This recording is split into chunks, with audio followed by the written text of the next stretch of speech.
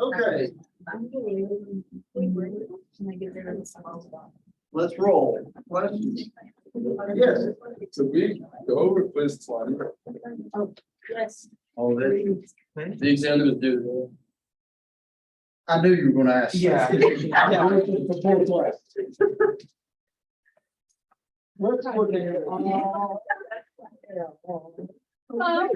Are you excited? Yeah. Yeah, I've been doing this long time. Wait, is quiz 20 always that bad? No. What's the deal with quiz 20? Yeah. Oh, we forget about quiz 20. Yeah, can we just like switch the topic? Yeah. Switch the topic? Can we make that one of the hundreds? Just for everybody? Yeah, you know? Yeah. Yeah, but what if you did better on it than you thought? I don't think I can do better than algebra. You know, I think I'd something. Okay.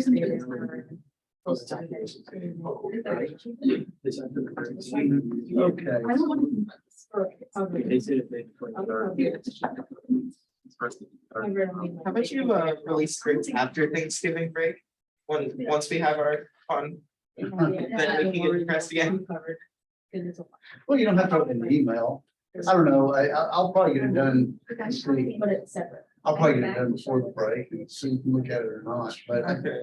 you'll probably do better than you think. At least then we can depression eat at Thanksgiving dinner. Everybody gets hurt. No way. That's true. Bradley's going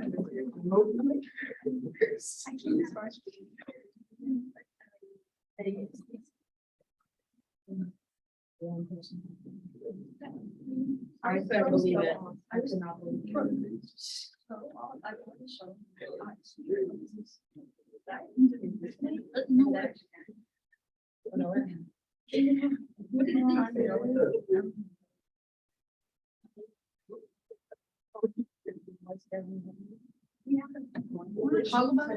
wish I knew.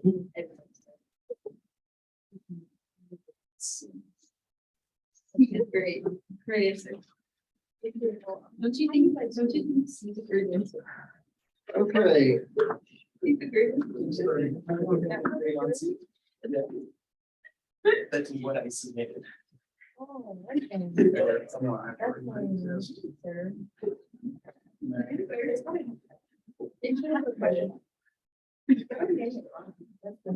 Okay, I've got to figure it downstairs. So I'm gonna have my computer reboot. I'll run them.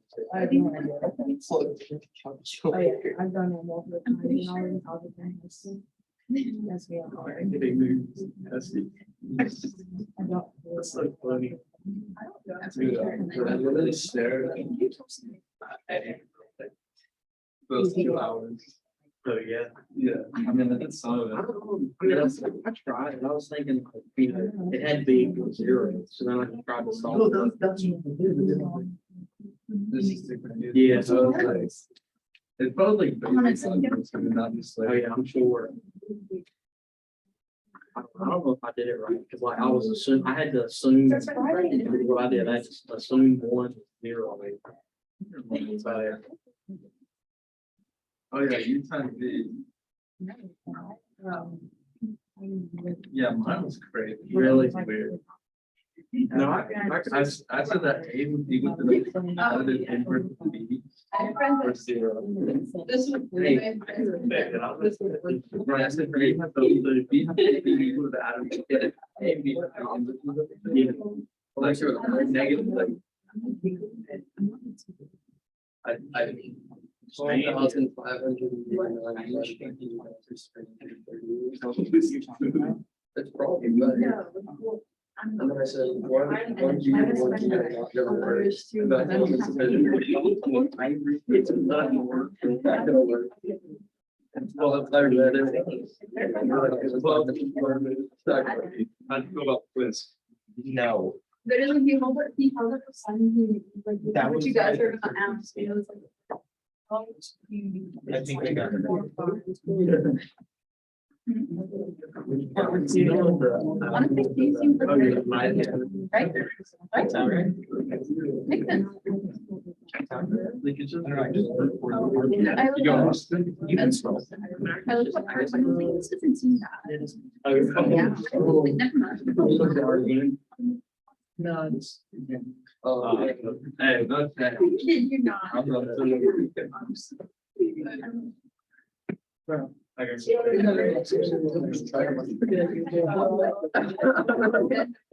I Are you talking about free? What's the opposite? Like, I said it was. I know. You were supposed to add that one. No, but I mean, that's. This. Remember the class? You're speaking of foreign language. Okay, so let us, now that we've gotten everything together, what's a little bit of money? It's like a. I'm doing the first family class. This, whatever. Well, the first thing is, you're given these vectors.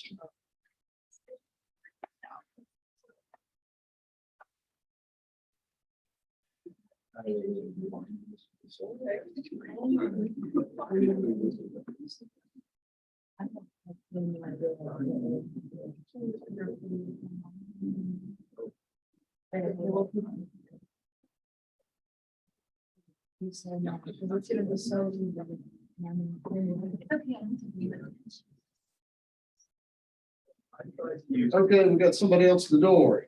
You're on door duty. Whoever comes up here is on next door duty. Why was quiz 20 so hard? This is really good. I do that. Do it on purpose. Yeah, was it on purpose? Like, I feel like to like crush us right before the exam? It was the way that. Well, you know, I'm making it feel better, right? I'll give you another quiz before the exam, it's a confidence builder. How about that? I feel like that's what you want to do.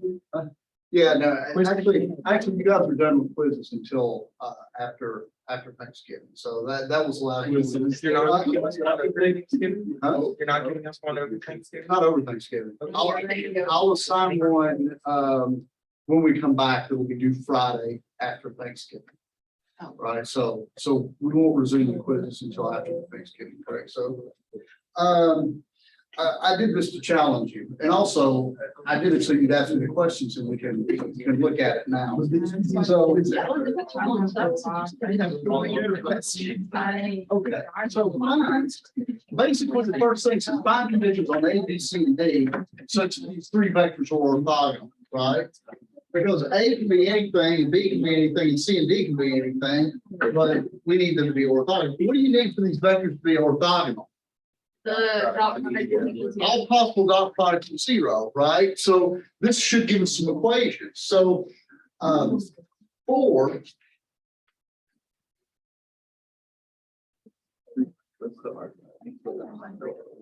yes. This being an orthogonal set, then I'm gonna write down what we need. We need B, we need U dot B equals 0. Right? That's one of the things we need. And what's U dot B? It's A plus B. There you go, A plus B. This is-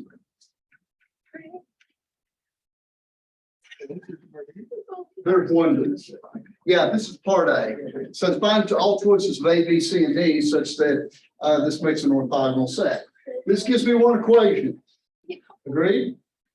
What else do we need? Right, and keep in mind, especially on tests, I tend to be really nice. Tell me what it means for vectors to be orthogonal and tell me what your equations are, even if you can't take it to fruition, right? That's an important part of being an engineer and scientist, to set the thing up in the first place. U dot W, this needs to be 0. What's U dot W? Negative A, it's a mess. It's negative A plus 1, then a 0, then a minus D.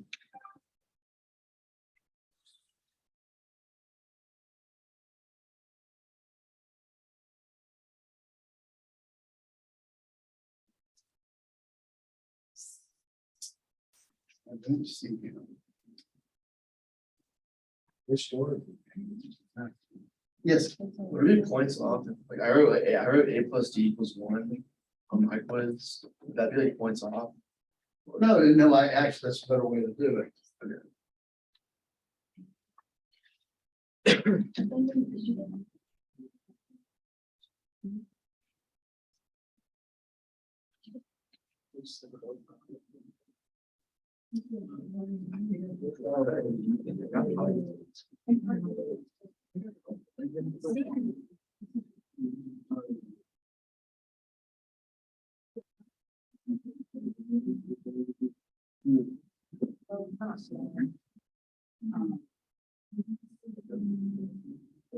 So I went to 3 different exits and I couldn't find it.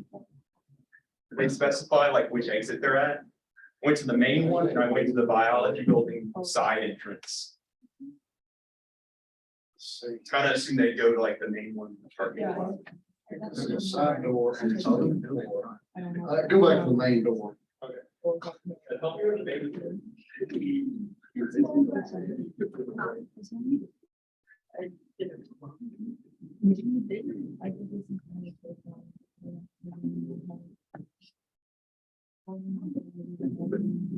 Okay, B dot W has to be 0.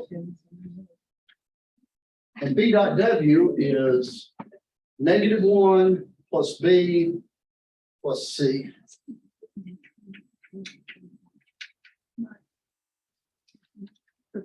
-1 plus B plus C. Okay, everybody okay with it? So for these vectors to be mutual or orthogonal, all you gotta do is solve these 3 equations, right? Let me write them in sort of more of a standard form.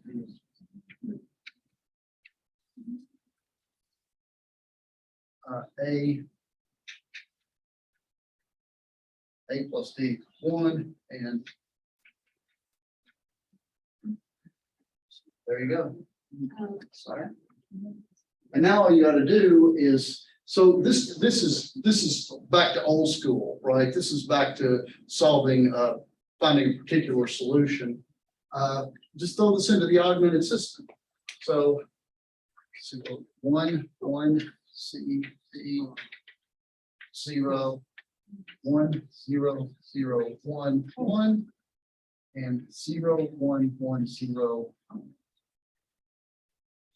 It's all that. Right? Okay. So let's solve it and see what happens. Let's put this on top.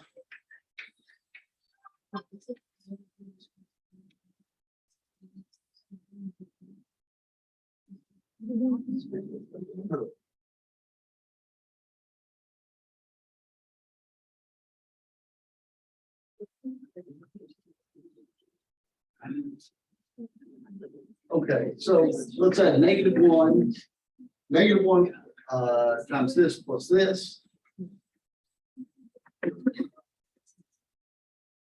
Yeah.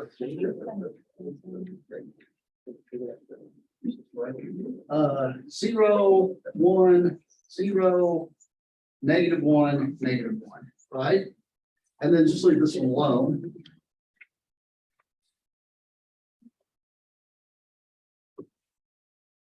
And finally, just one more thing to do here.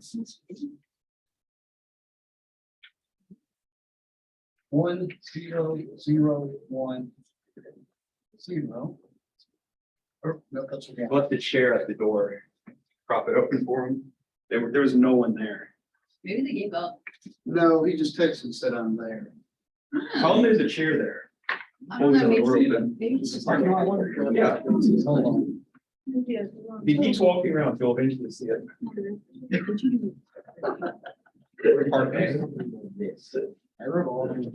That's, That's what I did. and then said anything that satisfies Jesus. Yeah, Yeah. that's what I figured. Make the negative. I assume it. I try to use the Graham Schmidt process because technically that should work. It's in the Something next. we haven't learned yet. It's in the next one and it deals with exactly that. It's. Well, Because that's what usually is. you'll put. It was a quiz question on like one No, of the we like- practice quizzes. Remember when you put eigenvalues? No, that was on the. Well, no, Yeah. well, We will do this. I'll just take the rest of it. And then we learn it. Yeah, so I figured that, oh, maybe we can use branch make it just like it deals with that. Not And you got, really. I thought that's how you find like an orthogonal. No, yeah, orthogonal But- basis to set of vectors. But yeah, you, I did a different one though. oh yeah, you should have done it differently because you got it just this absolutely disgusting polynomial that is. Yeah, I did not get that. disgusting. Yeah, Is it that? so I legitimately ran out of time. We all have the same thing.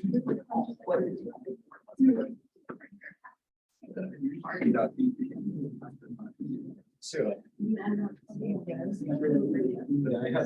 That's what we got to, all that, this got that too. I just plugged in a bunch of values here for the store. Yeah, that's the same here. For parts.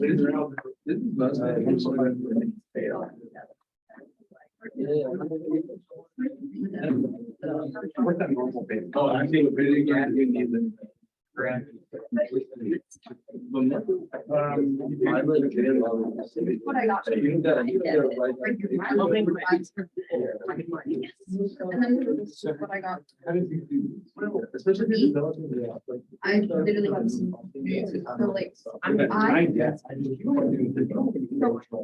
basically, I just wanted to get the whole digitally, I say, but I did like this thing, and I was like, able to get this actually, it's awesome. It's like, yeah. And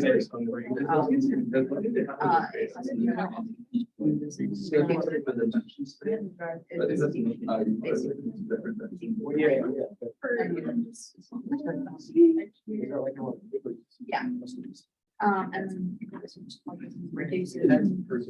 This answer. That's pretty.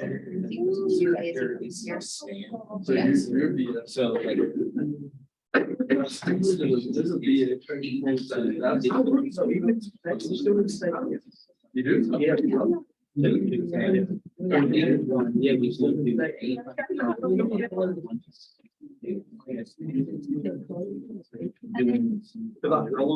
I'm thinking this is not. Right here. I'm gonna get it. How do you? But I know this. Which is exactly what you got. Well, this one, you're just finding. Oh, I didn't even do that. I just. Where. It's just like. I'm pretty much It's, you find that projection. Yeah. So it's maybe one for your pretty much just like you got that with each of these, like by one. Yeah, that's pretty much. I have something. Oh, I only like 3, but I'm needing them like. And then. Once I go to yeah. You're not taking all. I got it. I got it. You like, you go like, in the title interview. Yeah, that's what we got. So I didn't. Well, I didn't want to rest. not all of them are this. No, I didn't get this. See, that's Most correct. of them are Johnson. But they usually like to their island. Yes. Okay, so I guess we guess, how would you actually find out for me? I just guessed it. It's like somebody did the algorithm. Well, you see, that might be better way. You're not creative. So you, okay, so it's, I mean, I hope you don't make it. You students into a matrix, find the null state of it. And then you just normalize that. You should understand that. Yeah. This. So, Okay, so. Do they get it? well, we all, I'm proud of that. and then add -1 times this to this. I guess that would be 0, 0, 2.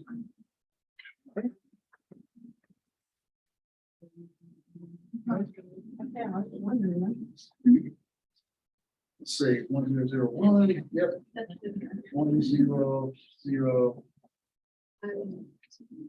0, 1, 0, minus 1. And then -1, that's right.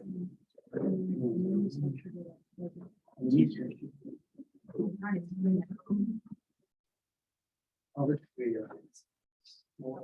here. Yes, so this -1 times 6 plus this, that's going to be 0, 1, 1, 2. There we go. So, basically, what I get here, the solution to this equation is. Let's see what these equations are actually. This is A plus B equals 1, which is still the same. B minus D is equal to -1, and C plus D is equal to 2. And so D is really kind of our free variable here. And so A, B, C, D. Well, B is D. And C is 2 minus D. And B is D minus 1. And A is 1 minus D. And there you go. Yes. Can I ask her? Is it okay if we did it in terms of A instead? Oh, absolutely. Okay. Yeah, absolutely. Yeah, you can do it yourself. If the grader just let me know. If the grader gives you a hard time. 5 of us got it in terms of A. Yeah, that's fine. It should be all the same. Yes. I just like made up numbers that hurts. Were the numbers at least amusing? No, it was 0, 0, 1, 1, but they fit because, so in the first equation, A plus B equals 0, if they're both 0, that works. And then I made B equal 1, and then I made C also equal 1. But all the equations are like correct, but like, they're just numbers. But you had single numbers, right? Yeah, Well, the problem with your solution is it's correct. I mean, if I saw that, I would give you some credit, is I've got info in many solutions, whereas you only have one. Right? So for example, D 1, I've got the one that you did, 0, 0, 1, 1. Yeah. It's in the calculator. But for example, D is 3, I've got -2, 2, -1, and 3. Okay, and okay, questions so far? Yes. I don't understand how they're not all equal.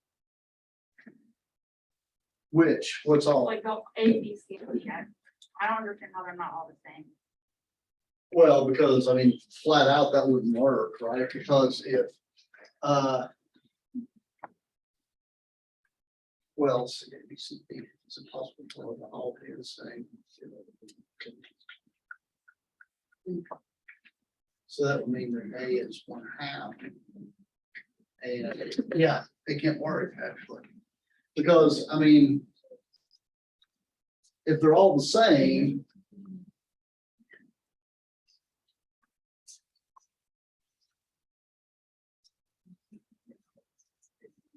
suppose they're all the same, you got to satisfy these 3 equations because all the dot products have to be 0. Do I agree with that?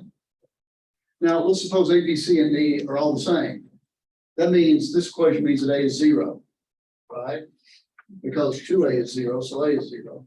But now if A and D are both 0, this is a pair of zeros, you get 0 as 1, so it doesn't work. But everybody okay with this? With whatever letter of the alphabet you have in mind? Okay, welcome to the hardest part. This is the part B, really the hardest part. Yeah. So in B, it says, suppose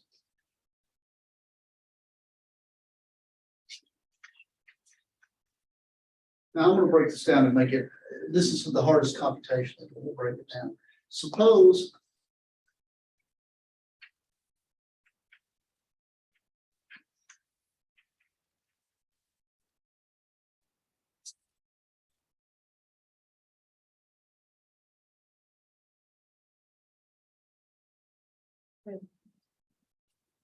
find the unique values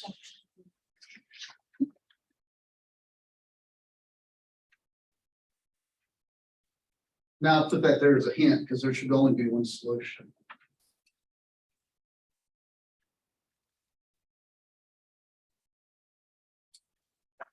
And write UVW with these plugged in.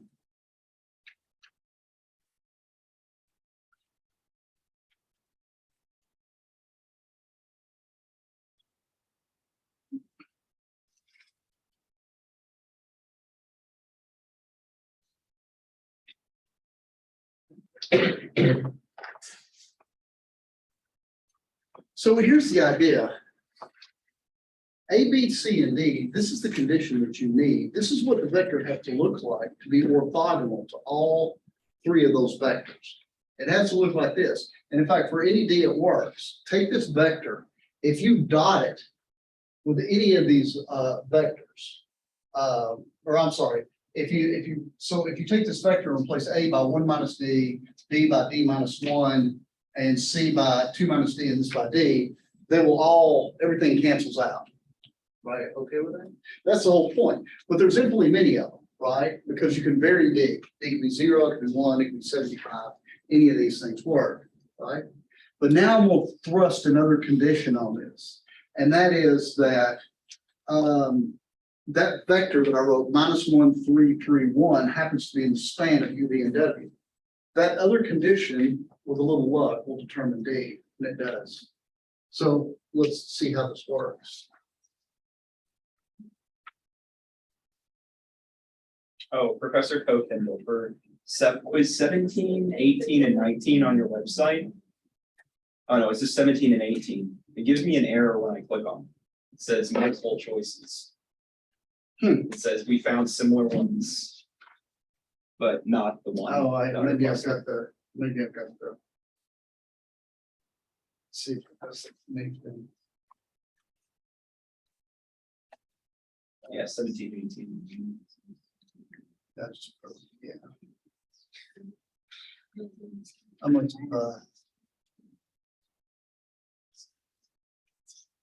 yeah, I'll fix that. If there's quizzes off 17, 18, I can look it up. So, yeah, I'll fix that after the review session. So we have that this is in the span of this.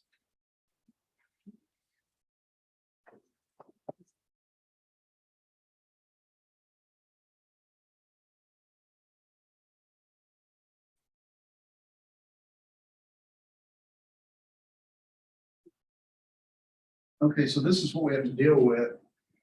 This is going to be U.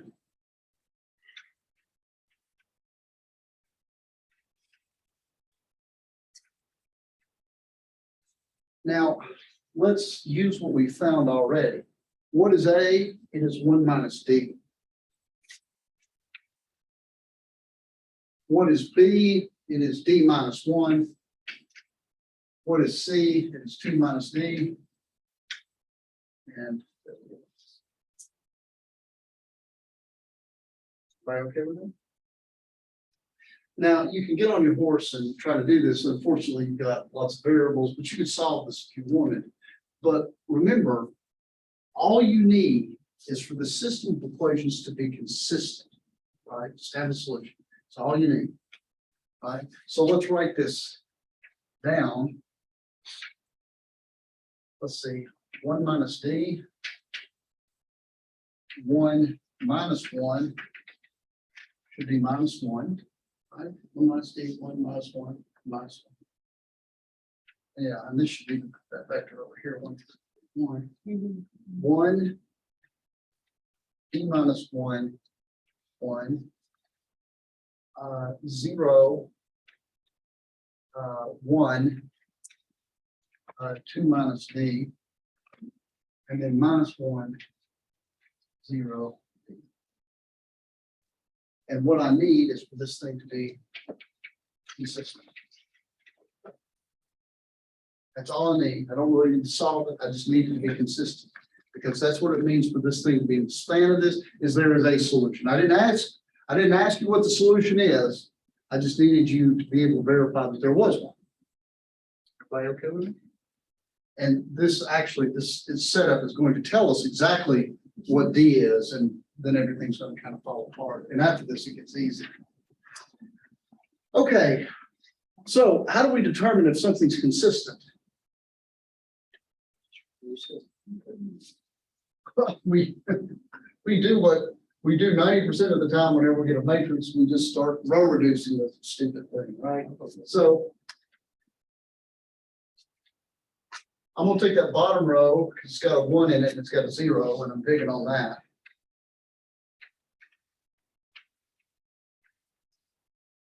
I'm gonna reverse the sign of this and put it on top. 1, 0, negative D, negative 1. Agreed? And meanwhile, I'm gonna use this to take stuff out. Let's see, we'll put that next row in 1, 2 minus D, and 3. Let's see, if I add this here, I'm going to 0, D minus 1, 0, D minus 1, D plus 1, and 4. Finally, this one's the obnoxious one. What do I have to multiply? What do you prescribe that we multiply this by to kill that?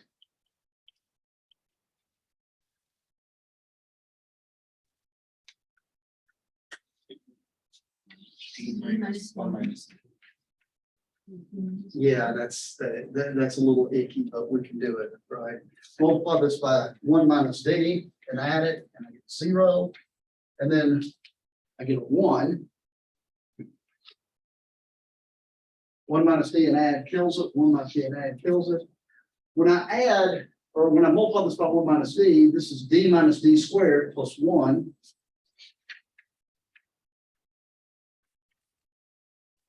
There we go. Let's see, yeah, I'm gonna have a right, minus D squared plus D minus 1, right? And 1 minus D here plus this, so it's gonna be 1 minus D minus 1 is negative D.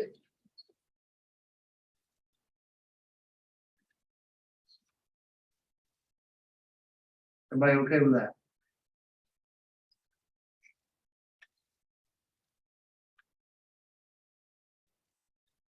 So this is where we're at here.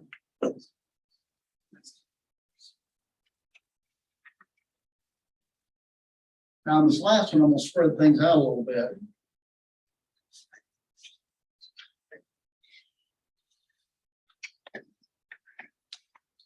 One, 0, minus D. Minus 1, yeah. 0, 1, 2 minus D, 3.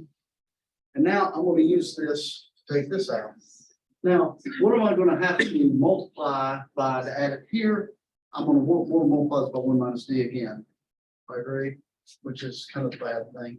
We'll multiply this by 1 minus D and add it here. I get 0, right? Now, here, I'm going to do some, bring my stuff. Let me do some computations here and yellow down here. 1 minus D, 1 minus D times this plus this is 0. 1 minus D times 2 minus D is D squared minus 3D plus 2. So I've got to add that to this. So I'm going to get D squared minus 2D plus 3. Everybody okay with that? And 1 minus D times 3 plus this, that's going to be 3 and 4 is 7 minus 3D. Okay, so far? And just one more. My negative times this plus this. That's going to be, let's see, it's going to be -1.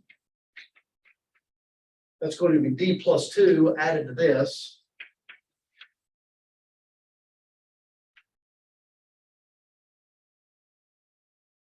Right, plus 2.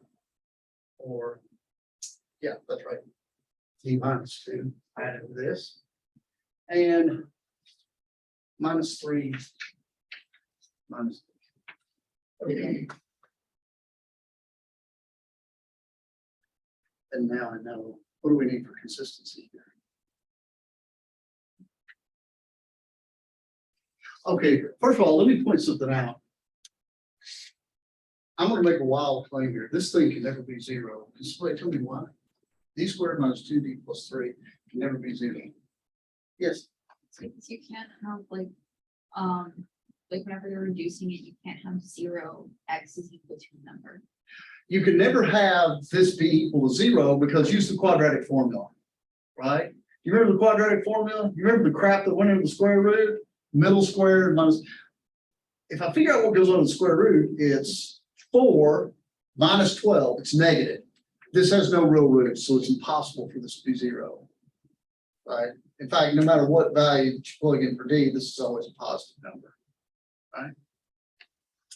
So this isn't a 0 right here. And of course, neither is this. Do you see a relationship between these last two rows? Negative.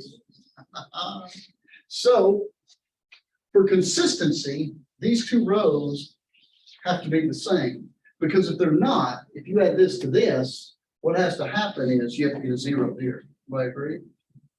So in other words, 7 minus 3d should be the opposite sign of minus 3 minus d. You need that for consistency, because this last thing needs to be a row of zeros, and then you can back substitute. I don't care what the answer is. I just care if the answer is there. Everybody okay with that? So what you need, this is the negative of this, so this thing has to be the negative of that for consistency.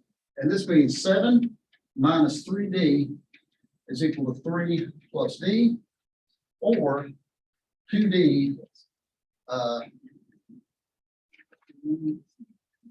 I'm sorry, 4d is equal to 4 d. And by the way, Matt, the force is strong with you because you actually guess the thing that kind of comes out of this, right? You guess the specific d. Because when you plug in d equals 1, you get 1, 1, 0, 0, which is what you guessed. That's gotta be partial correct, right? That's right. So the question is now, so now what we have is, any questions on that? So now we've got d equals 1, so we know what a is, and we know what all these are. So now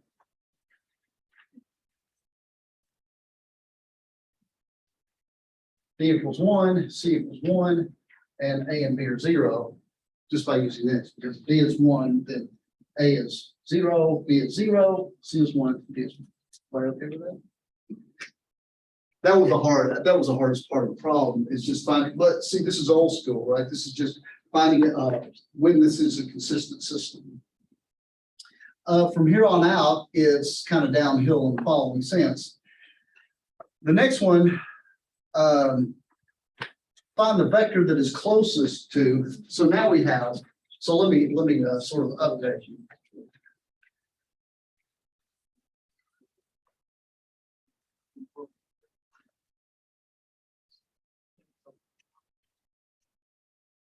Could part A be done with the Graham-Schmidt process? Lots of things can be done in the Graham-Schmidt process, but I'd rather drink gasoline and pee on the brush rather than do it that way. It'll be a mess. So this is going to be 0, 1, 0, minus 1. And this is going to be 1, 0, 1, 0. And this is going to be minus 1, 1, and 1, 1. Everybody okay with that? And you can check very easily, because it's satisfied the other equations. These are pairwise orthogonal. And also, if you wanted to check as well, the vector, whatever it was, minus 1, 3, 3, 1 is actually in there. Yeah, don't worry about Graham-Schmidt until the next thing. It is a neat procedure, but it's very complicated. You won't surprise us on the test with it, right? What's that? You won't surprise us with it on it. No.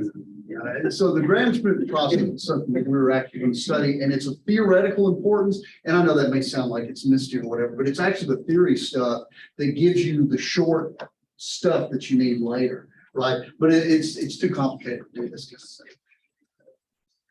And by the way, I think it's like 112. Yeah, I think this plus 2 times it. Okay, good. Yeah. Oh, so you guys are already kind of working on this. So now the question is find, Since that was the next section, and you could technically solve part A with that, I was like, oh, it must have been easier to use Graham Schmidt. And I got like, I got I like, think you got a mess, didn't you? yeah, Okay, yeah, that's kind of what and I I think. stopped. Yeah, you saw it. Yeah, that's quite a good move. Vector, so it says find, let's see, so W is, Grader. I hope you like my 7 pages of detailed algebra. so let W be the span of these three vectors. Find the vector in W closest to, and I'll probably say Y, just for fun. This is like 541.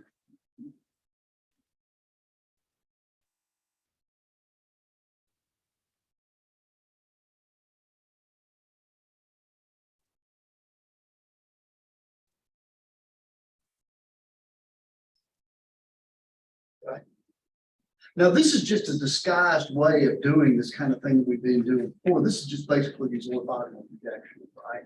So the vector closest to this, so I'll write it kind of out explicitly. It's just this, u dot y over u dot v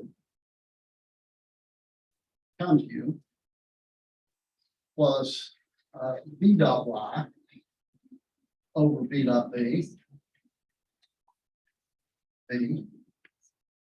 plus w dot y, w dot w, w. Is this familiar to everybody? Because remember, this construction actually gives this y that's in the span of these three vectors. And these numbers here does the little math magic to it. It actually computes the vector in the space that's closest to the original vector. All right, everybody okay with that? So let me see here. So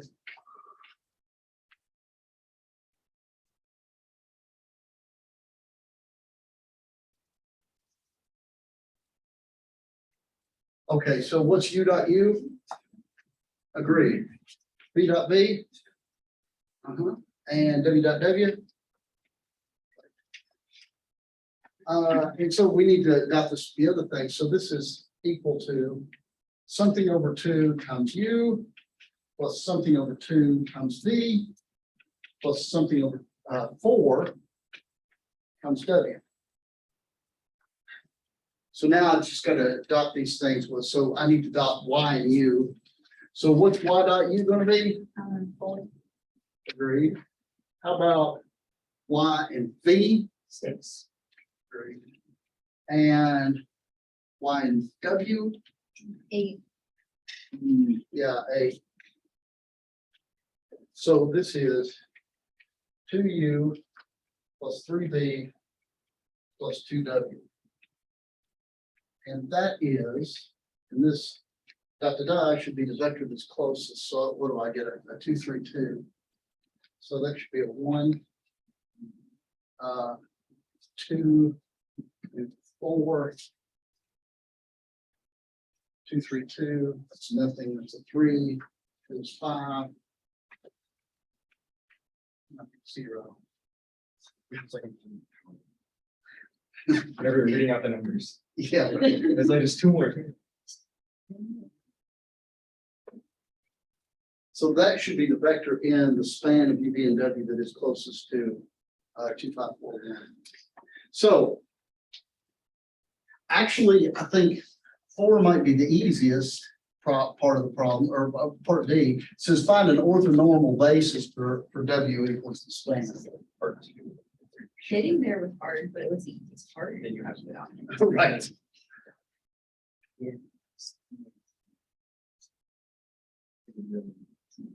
So it should be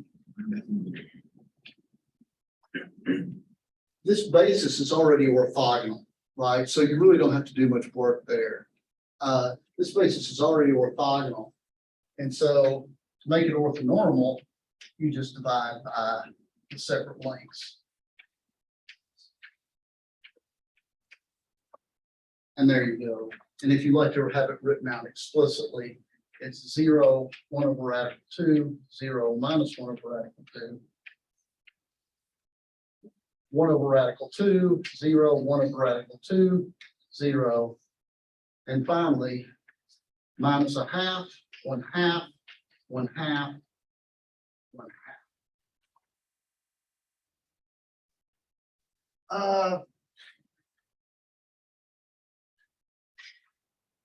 Oh, okay, how about the last part? It says now use all this business we have so far to get an orthonormal basis for R4. So now we have an orthonormal basis over there, way over there on the, whichever side that is, the left, that the orthonormal basis for the span of UVW. So that's a three-dimensional space, right? How many other vectors do I need to add to the set? One. I only need one more vector, right? And how do I find it? Yeah, you could, right? But there's a better way. There's a shorter way. Y hat. You're close. So the problem with y hat is already in there, right? So it's not going to be a basis because it's already a linear combination, but you're on the right track.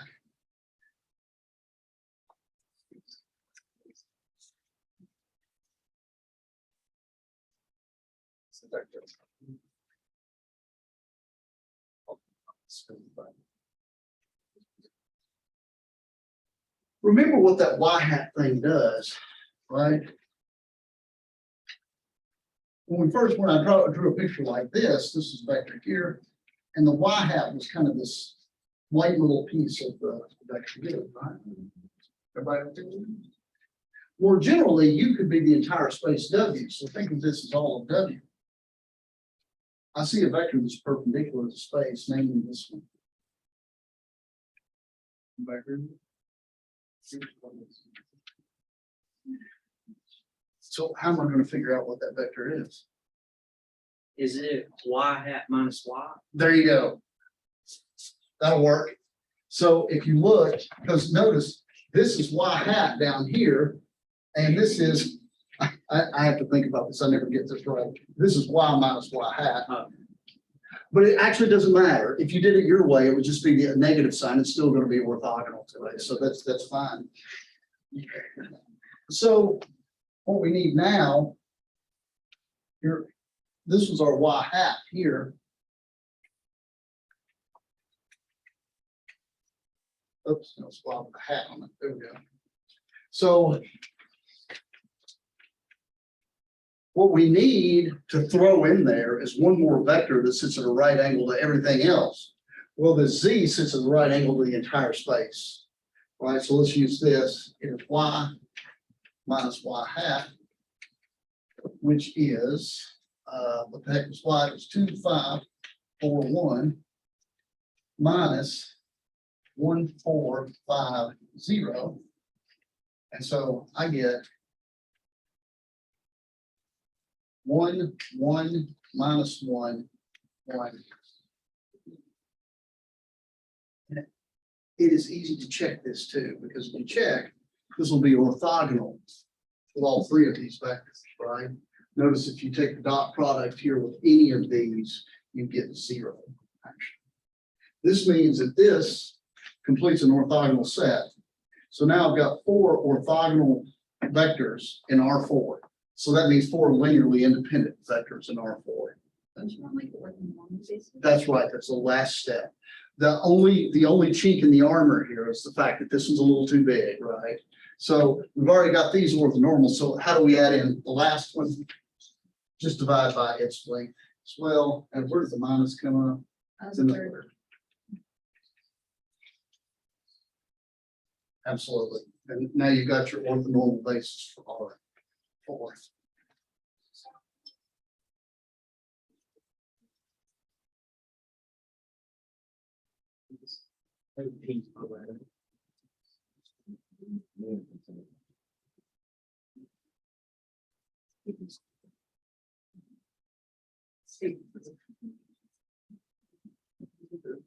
Okay.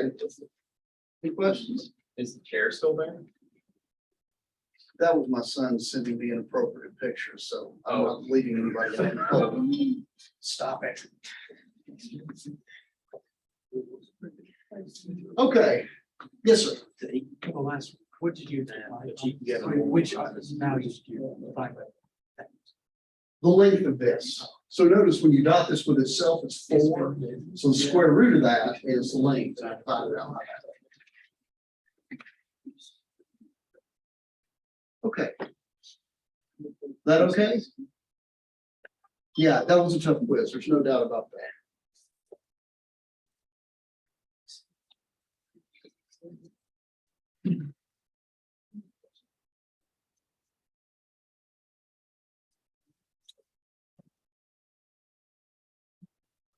Okay. Other questions? Yes. Question 3 and question 5 on like the 2018 example. 2018 exam which board? Yes.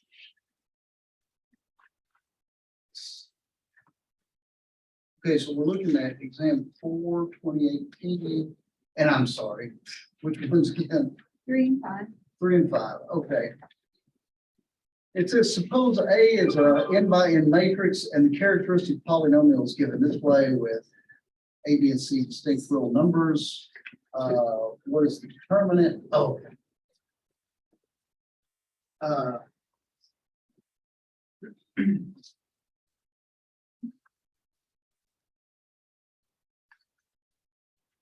So it says A. So all we really know so far is this is a square matrix, n by n. And suppose, right, and the characteristic polynomial is, that's a 2, 3, 5.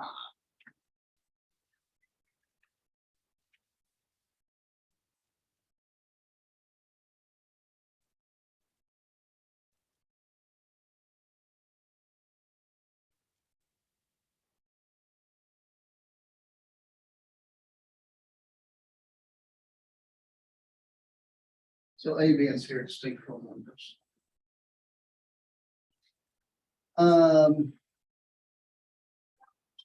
First question is, how big is the matrix? What's in? Anybody? How big is the matrix?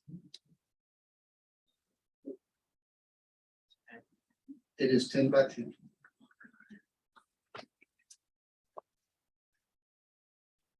So A is a 10 by 10 matrix. How do we know that?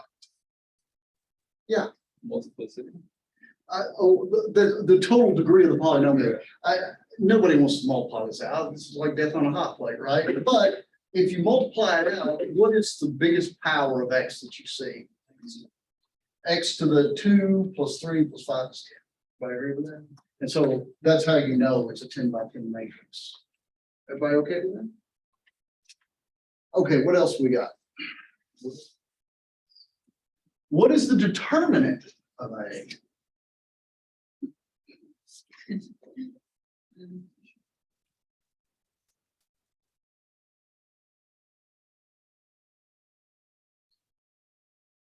Anybody know how to figure that out?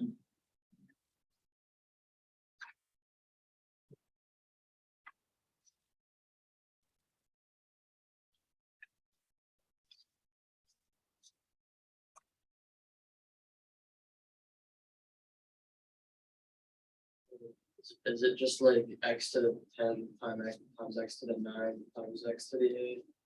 Well, your determinant's got to be a number, right? I bet it'll be in terms of A, B, and C. Let me ask you this. It'll be one. Suppose.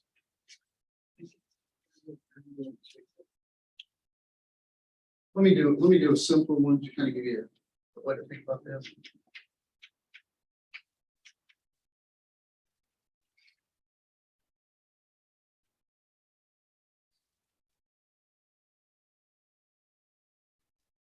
Now, suppose I ask you, okay, I want to know the eigenvalues of this, then what would you do?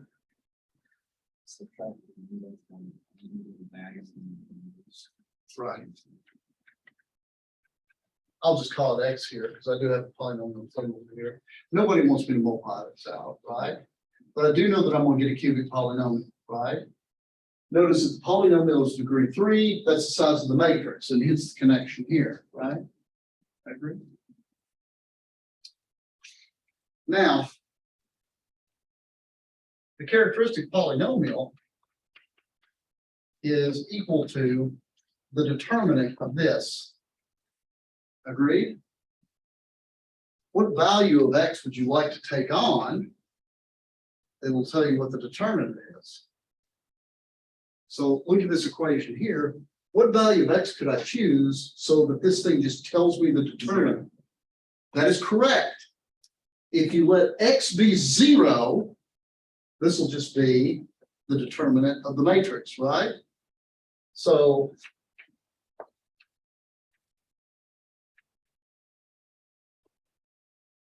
it should be what you get when you plug in 0 to the polynomial.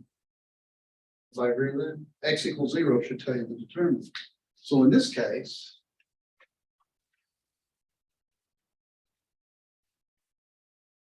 put in 0 for X and see what we get. We get minus A squared minus B cubed minus C fifth. There's a bunch of minus signs, but there's an even number of odd powers. So this is actually A squared B cubed C5. There's the determinant. There's another theorem that we have from class that could help you too. Determinant is the product of the eigenvalues. Can anybody tell me what I may have asked that question here.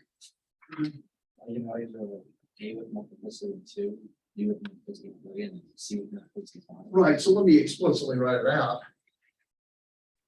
That's, so what you said is, I'm precisely correct. Right.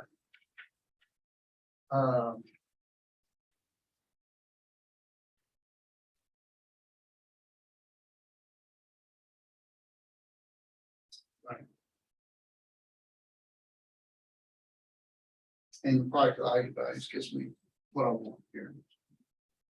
Everybody okay with this? What is the Cayley-Hamilton theorem?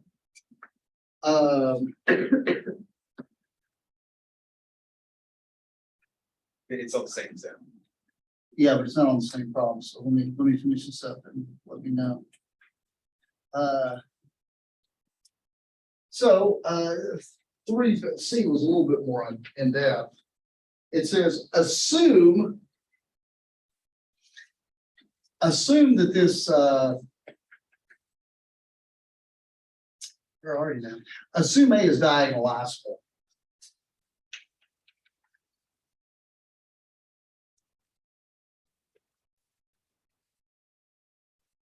Assume that. The question is find each eigenvalue and the dimension of its corresponding eigenspace. So let me make a table.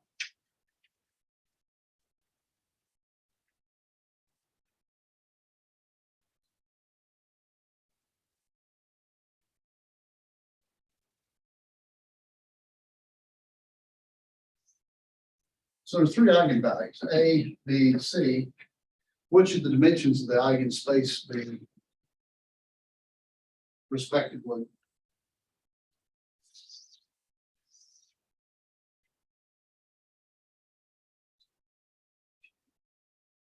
Yes, 2, 3, and 5. you're correct. Your eigenvalue here, A, has multiplicity 2, right? Well, that means the eigenspace corresponding to that can have dimension either 1 or 2, right? The diagonalizable forces it to be 2. For matrix to be diagonalizable, the dimension of every eigenspace has to correspond to the multiplicity of the eigenvalue. So for example, the eigenvalue here, B, has multiplicity 3. So its eigenspace must have dimension 3. And C has 5 in its eigenspace. That's what you need for diagonalizable. Any questions?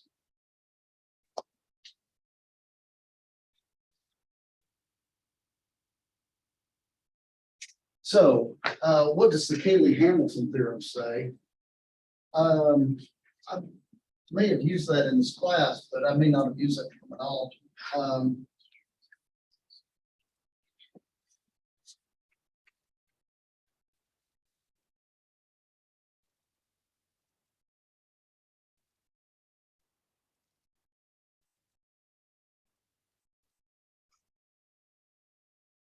Let A,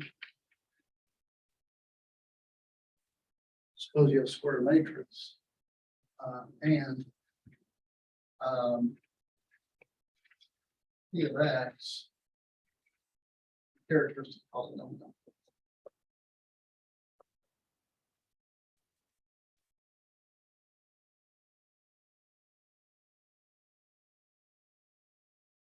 Right. And this is polynomial that you get by figuring out the eigenvalues. And P of A is 0. And by 0 here, I mean 0. That is, the matrix is sort of, I use this a little bit loosely, a root of this characteristic polynomial. So let me show you this in action here.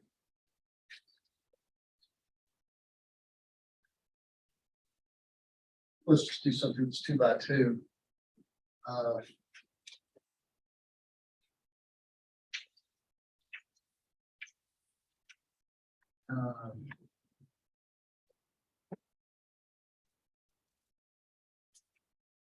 Let's-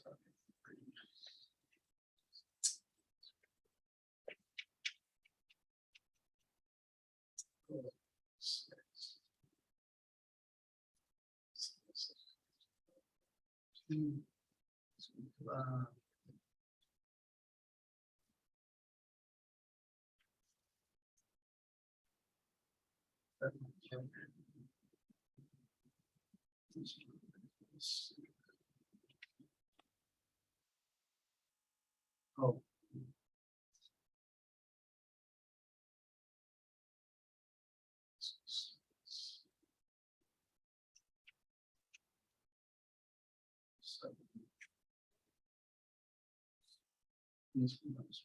So let's do 6.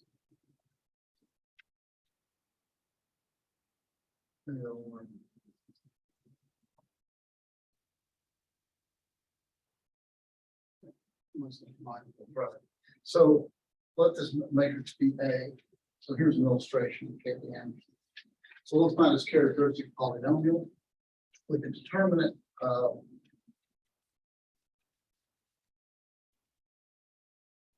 Go back and screw this up. The determinant of this is going to be x squared minus 5x plus 6 minus 20 minus 14. Actually, I didn't do anything that fancy. Yes. Everybody okay with me?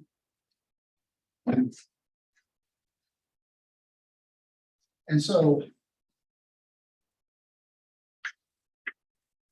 let's see what happens when we put this matrix into this polynomial. So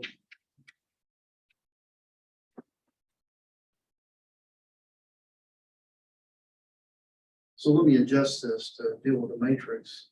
Notice A is 2, 4, 5, 3. And A squared is, well, what's it going to be? That's going to be 4 and 20. That's going to be 8, 12. That's going to be 10 and 15. That's going to be 29.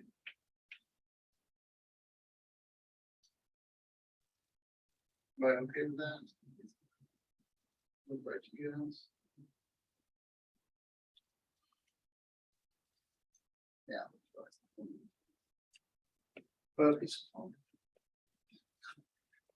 now, of course, what the heck do I mean by 14? Well, I mean,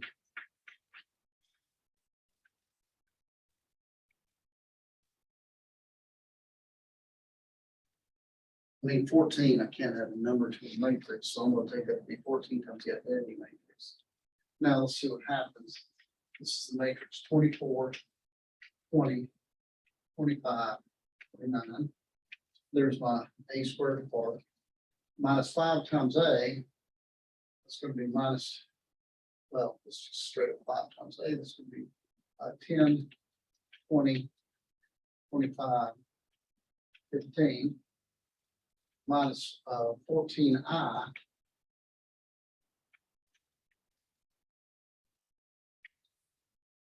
And let's see what we get. In the upper left corner, I get 24 minus 10 minus 14, which is 0. And in the upper right corner, I get 20 minus 20, which is 0. That's 0. And lower left, I get 25 minus 25, 0. And in the lower right, I get 29 minus 15 is 14 minus 15. And this always works. Yes. I'm still a little confused on how you got a squared. Oh.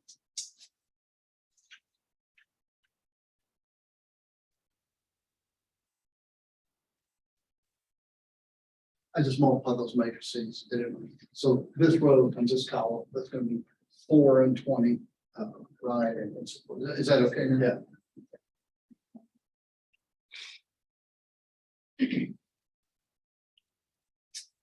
Any questions? Oh, and I'm not done with you, right? You guys from number 4 as well, right? Number 5, Number 5, okay. yeah, just to check some. Again, with the square matrices, show that suppose that lambda is a fixed eigenvector. So here we have a square matrix with eigenvalue lambda.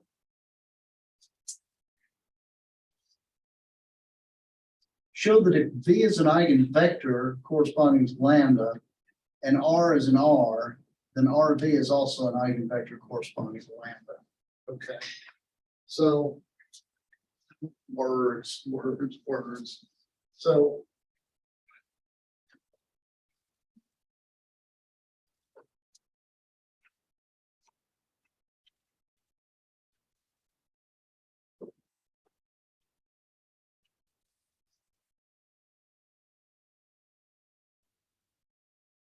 So this means, of course, that AB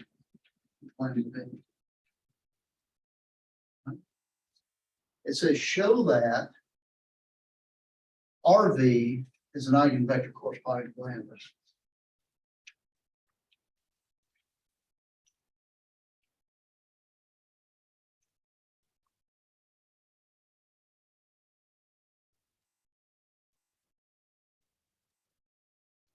Well, just multiply this equation here by R.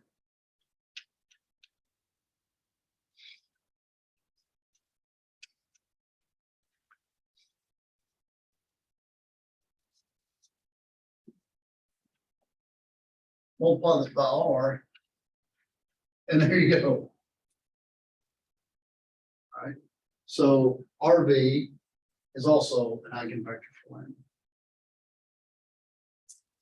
It's just multiply by R. Okay. Show that if V and W are both eigenvectors for lambda, then so is V plus W. Well,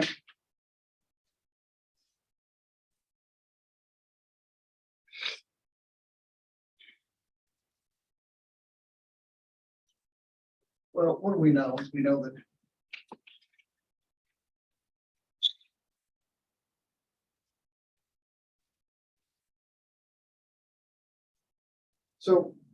we know that V is an eigenvector for lambda and W is an eigenvector for lambda, right? And I believe the problem asks show that V plus W is an eigenvector for lambda. Well, just add these two things up.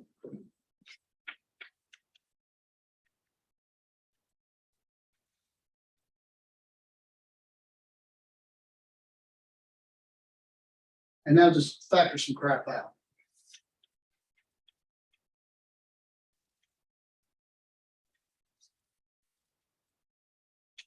And there you go, V plus W, also an eigenvector. The lambda.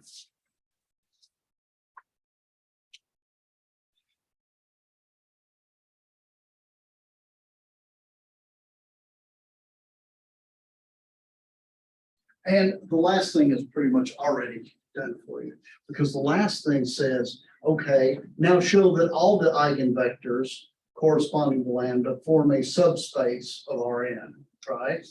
What do you need for subspace? You need to be closed under addition, right? That's this.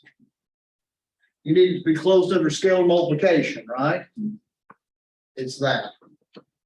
And you also need 0 to be in there, so just take R to be 0, and that works as well. Okay. Any questions? Yes. This isn't about this, but can you go over the PCP stuff again? So the dude wants some PC picture, so. So you're, are you talking about like, maybe diagonalization? Couple of similarities. Okay, so.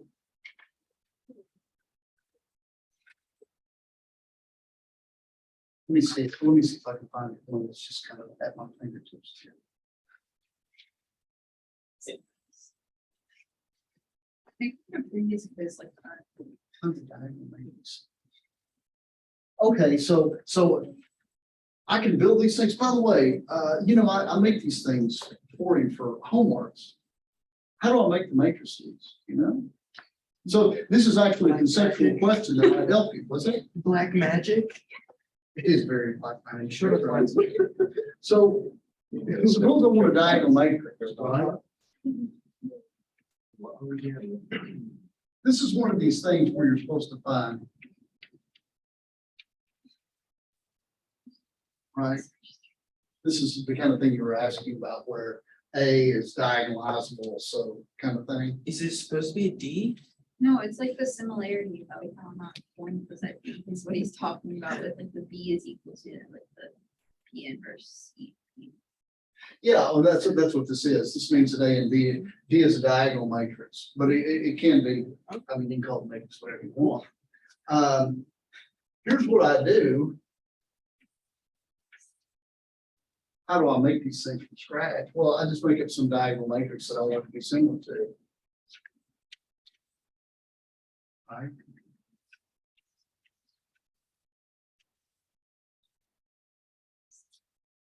And this is always easier for 2 by 2, but what do? I conjugate the matrix by putting an invertible matrix here and an invertible matrix here. Like, let me make this upper. Actually, no, I'll start with lower triangle. 1. Now, this is a matrix. I need to put its inverse over here. And the good thing about this is I know that the inverse is also lower triangular. So from this, I can kind of figure out what needs to happen here. Because, for example, that's already taken care of. Yeah. So this one, 0, 1, and then to cancel this out, this has to be 1. Right. And for the last one here, to be the inverse of this is 1. And let's see. It's got to cancel 0, so that's 2, so 0 minus 2. And then down here, let's 2, 3, minus 2 plus 2, 3. And then what I get when I put this together, first I'll multiply this 1, 0, 0, and that's 1, 1, 0, and that's minus 3, minus 2, 2 times the other one.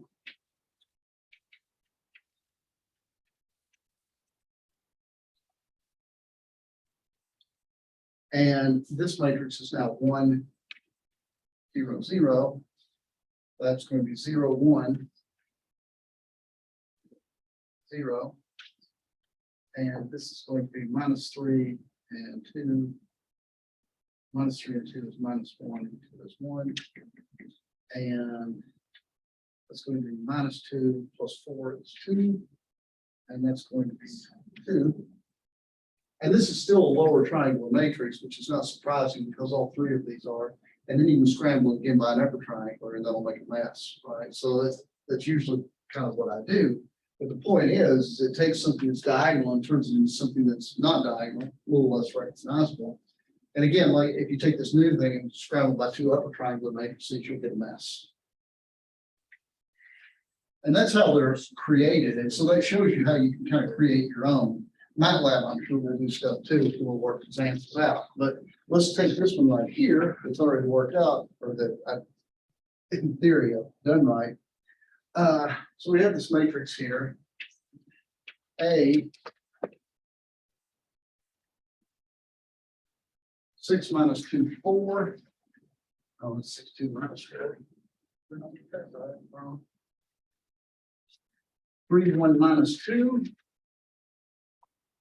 And finally, bottom row, 9, 3 minus 6.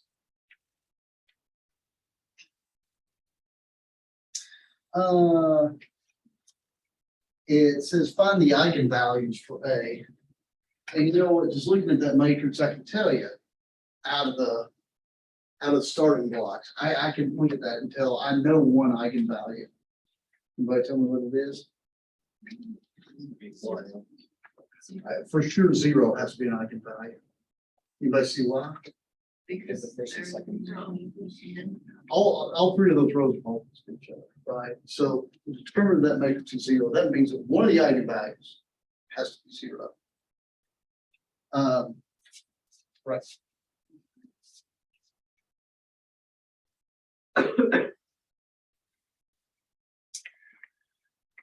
So the first question is actually find the eigenvalues. If we want to diagonalize this matrix, we should certainly find the eigenvalues. Actually, my strategy is if I want to do that PDP inverse business, then what I should do is I should for each eigenvalue, I should find them all linearly independent eigenvectors. So let's first look at the characteristic equation.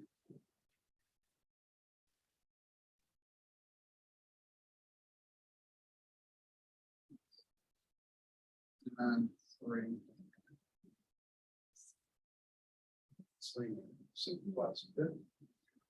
So I get 6 minus x times this product here. That's going to be x squared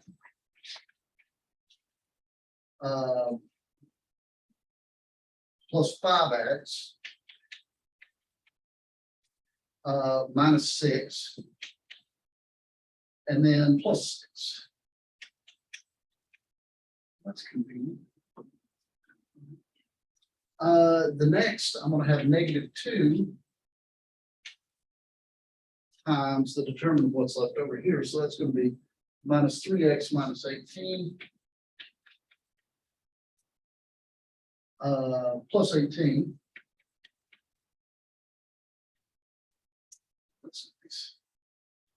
And finally, minus 4 times this little determinant here, which is going to be 9 minus 9 plus 9x.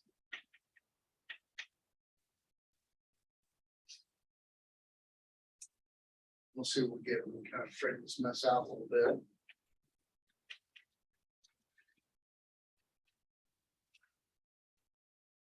And this is x squared plus 5x.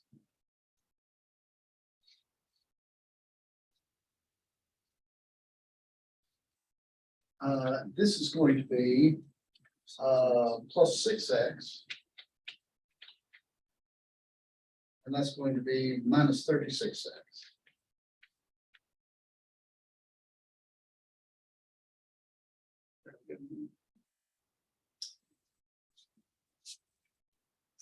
Let's see, so this is going to be, notice there's a factor of x here.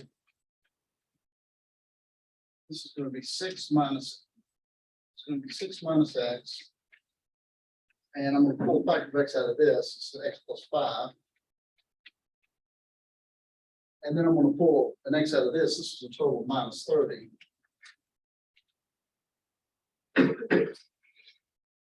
Yep, and that's going to cancel again. It's really convenient. So this is, well, forgot my x, didn't I?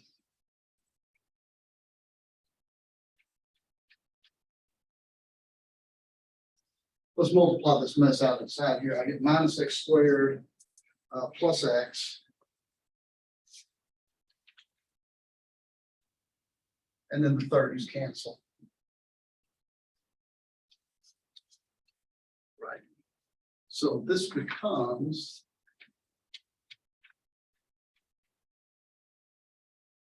x squared gives me minus x. So what are my eigenvalues?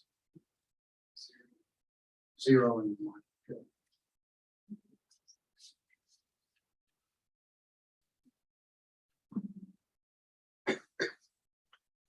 Let me ask you this question. So this is a 3 by 3 matrix, right? What if I've got 3 different eigenvalues? 0, 1, 2. What would I know about the matrix? It's diagonalizable. If you have different eigenvalues, all your eigenvalues are different. So if you got an n by n matrix and you have n different eigenvalues, guaranteed it's diagonalizable. Now, I don't have that situation here because I pair up on the zeros. Does that mean it's not diagonalizable? No, it doesn't. It just means maybe, maybe not. So one's going to be good. The problem is, what do I need for this? So now that I know what my eigenvalues are, they're 0, 0, and 1. What needs to happen for this to be diagonalizable? Yes. The dimension of the eigenspace corresponding to 0 has to be dimension 2. That's exactly right. So the dimension of the eigenspace is always less than or equal to the multiplicity of the root, right? So the dimension of the eigenspace for 0 is either 1 or 2. If it's 2, it's diagonalizable. If it's not 2, if it's 1, then it's not diagonalizable. So let's see what happens. 0 is going to be the interesting case. And I should probably try to make this, shouldn't I? So,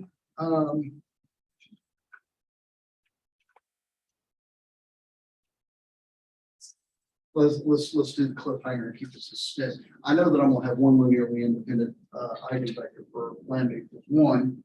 Subtract 1 from the diagonal, and I get 5. 1 minus 4. What am I doing? 5, 2 minus 4. 3, 0 minus 2, and 9, 3 minus 7. Now, when I'm looking for linearly independent eigenvectors, are you okay? Did you have any questions for you? Yes, I'm good. You're good? Okay. So the linearly independent eigenvectors here. How do I figure this out? What am I looking for? So everybody see what I've done, right? I've taken the eigenvalue of 1, I've subtracted off the eigen. So now what? How do I go about trying to find my linearly independent eigenvectors?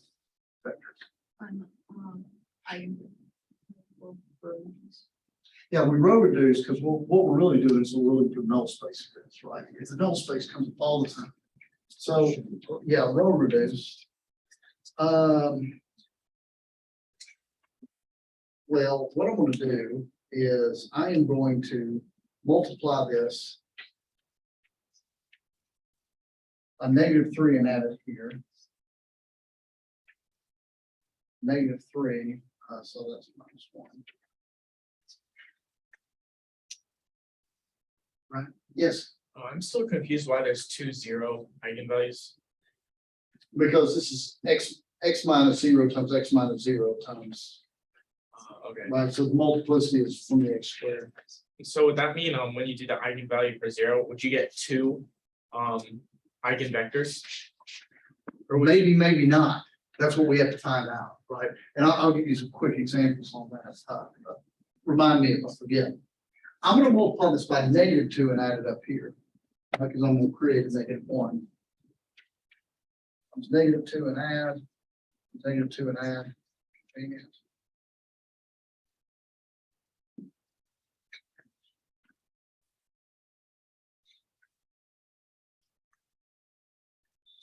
so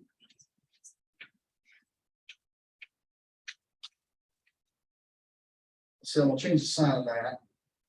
I'm gonna take you out by multiplying by 3 and add. Multiply by 3 and add. And 0. And this is the part where I get really pleased with myself, right? Because this is a multiple, this had to happen. I need, all the columns can't be pivot columns because otherwise I'm screwed up. So this is actually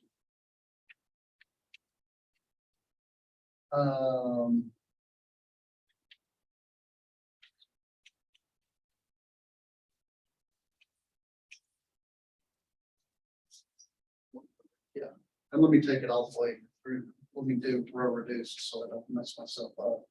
This is 0, 1, minus a third. 0, multiply by 2 and add.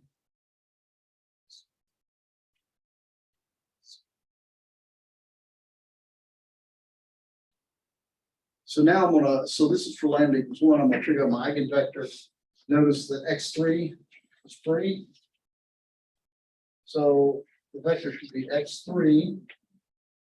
And let's see, x2 is 1/3 of x3. And x1 is 2/3 of x. Right? And just to make my life easier,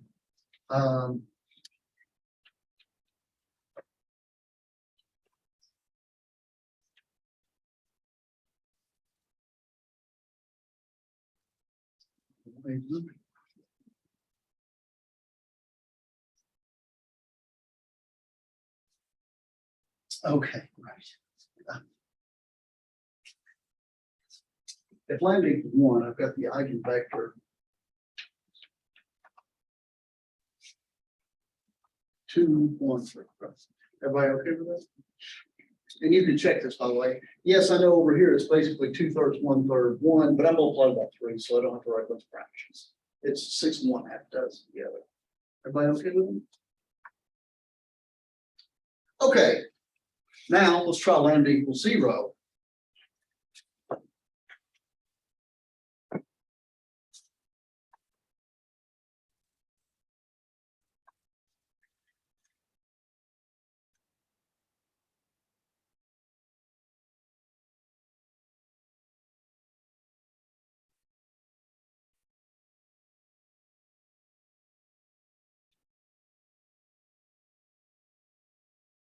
Okay, this was bloodbath. I like this one. I knew this one was going to be easier.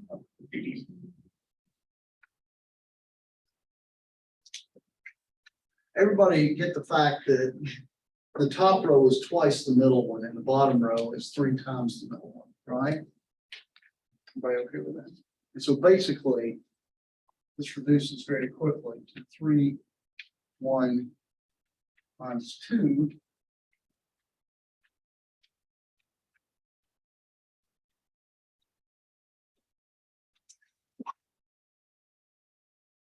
Everybody okay with that? So basically, I have x2 and x3. Right? Because, and in fact, maybe I should this just so I get my equation right.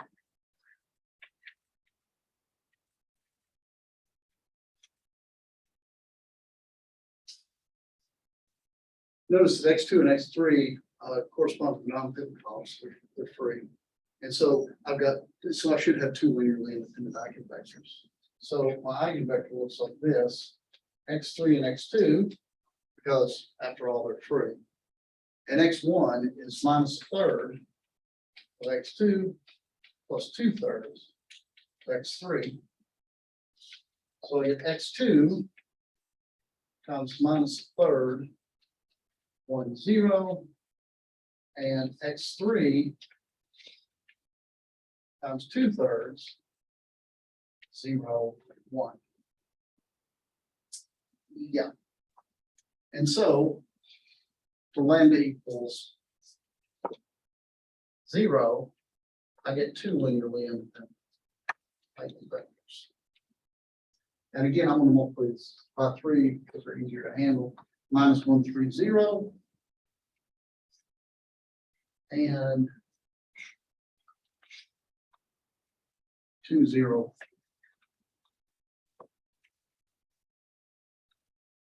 And so I think the last question on this says, so this actually answers my question, because for eigenvalue 1, I got 1 linearly independent eigenvector, no surprise there. But for eigenvalue 2 or 0, I actually got 2 linearly independent ones. And so that means it's diagonalizable.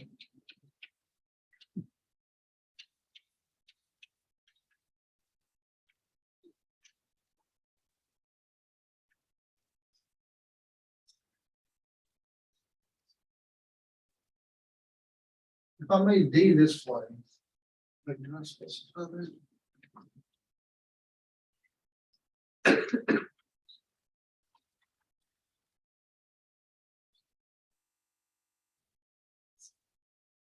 Okay. Can anybody tell me what P should be?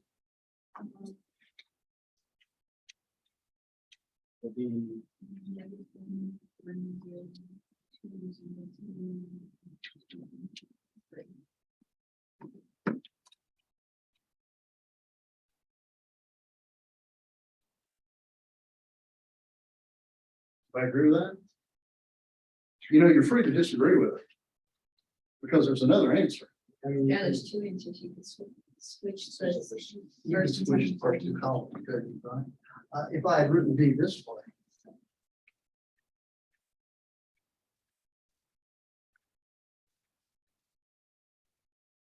You just have the 2 and 3 sandwiches. good. So P, for example, you would want it to be, well, first column, I need an eigenvalue of 0, so I can go 203. And definitely I need the eigenvalue for 1 here, so it's 213. And then finally, whatever's left over for 0 minus 1. Everybody okay?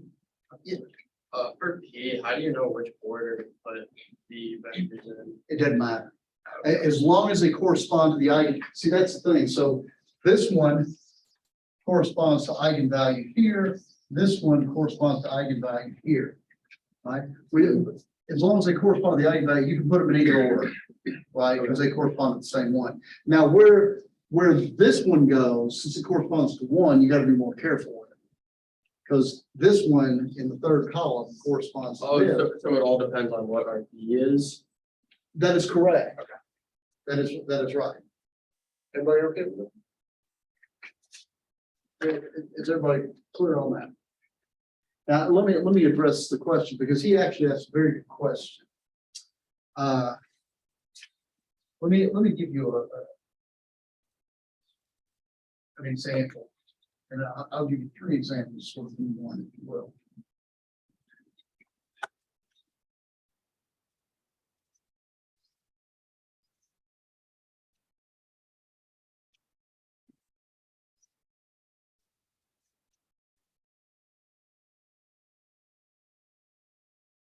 That one's pretty diagonal. It's already diagonal.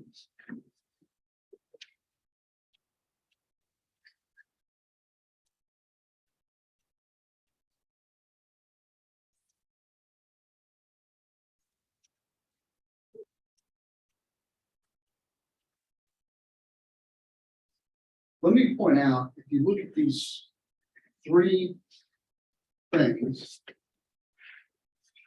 notice if you subtract lambda down the diagonal, the determinant in all cases will have characteristic polynomial.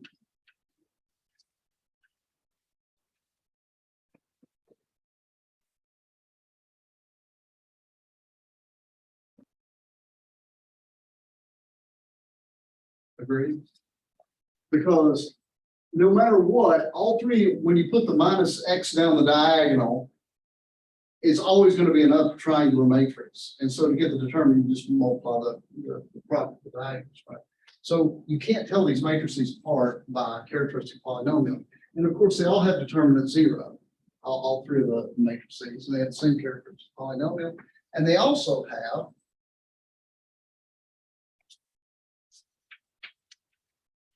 have eigenvalues.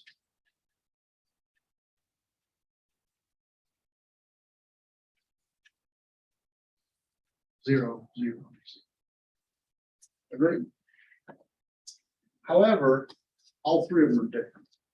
So the null space for A, then when you subtract lambda, you get this.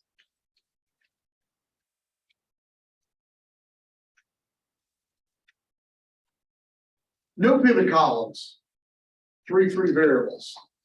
So an eigenvalue, eigenvector looks like this. And they're all free.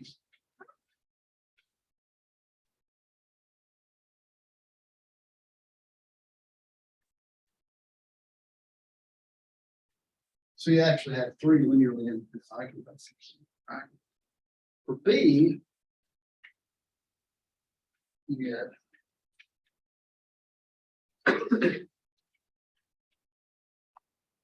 now, in this case, how many free variables do you have? You have two free variables now. And this one, x1, x2, I'm sorry, x3, free. And x2 is basic variable, right? And the equation you get from this is x2 equals 0. So here's what a typical eigenvector of this looks like. That. Right? So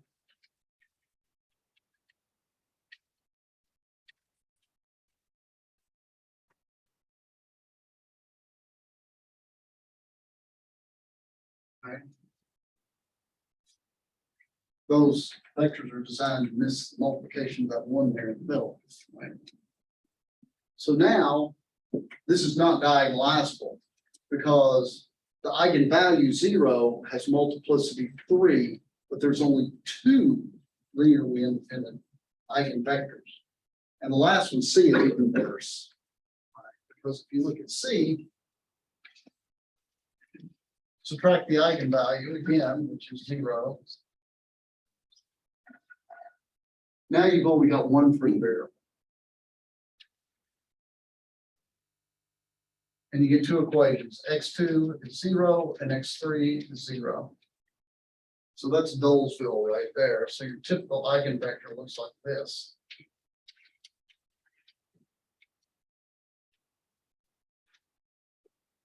So in all three cases, you get multiplicity 3 on the eigenvalue, but anything can happen. It's like Wednesday on the Mickey Mouse Club Day. Yes. How is it 1 0 0 not 0 0 0? What's it now? Why is it 1 0 0? I don't see how it's not 0 0 0 like x2 wasn't B. Well, x1 is the only non-pivot column, right? So x1 is free. And this equation right here says x2 is 0 and x3 is 0. And you can actually test 1 0 0. Because when you multiply this matrix by 1 0 0, then you get 0 0 0, right? So it is an eigenvector for the eigenvalue 0. And notice if you had any non-zero entry somewhere else, one of these ones would pick it up. Yes. Can you question 5 Yeah.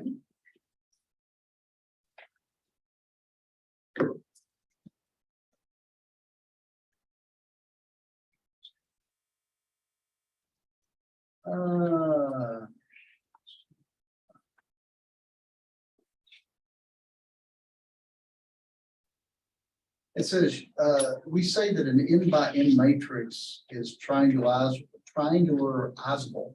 This is the problem we're talking about, right? Is that the one you were It's exam number 3 called.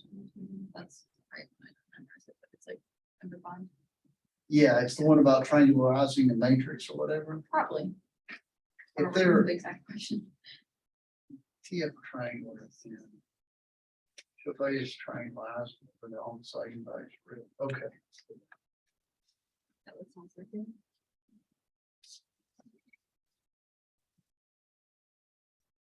Okay, so let me give you the kind of setup of this problem.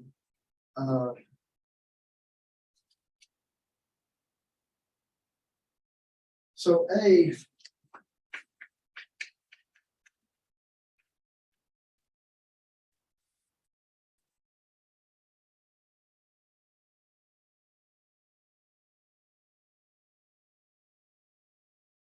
If there is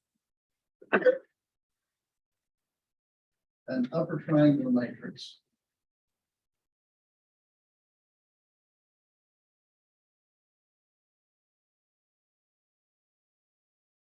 P,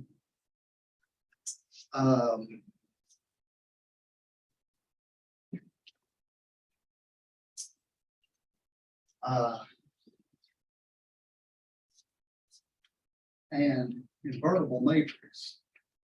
And of course, these matrices are all n by n, such that A equals 2T the inverse. Doesn't matter, but I think this is where it gave it in. Yep.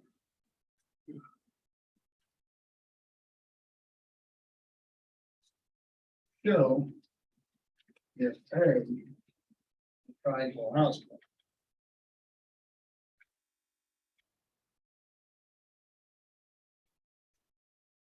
then all its eigenvalues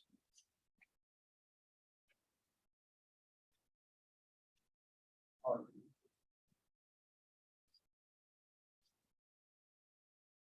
So if you have something that you can conjugate, you have something that's a conjugate of a triangular matrix, then all of its eigenvalues. You know how we might verify this crazy statement? There's two things you need. What does T look like? Well, T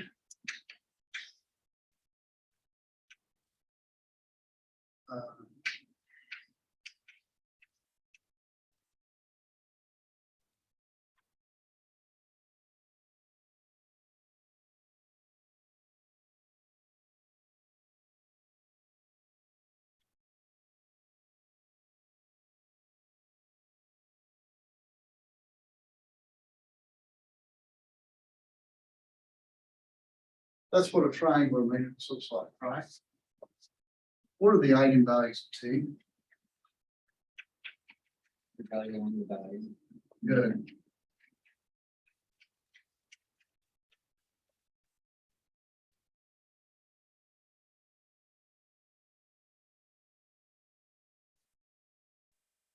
So all the eigenvalues are real.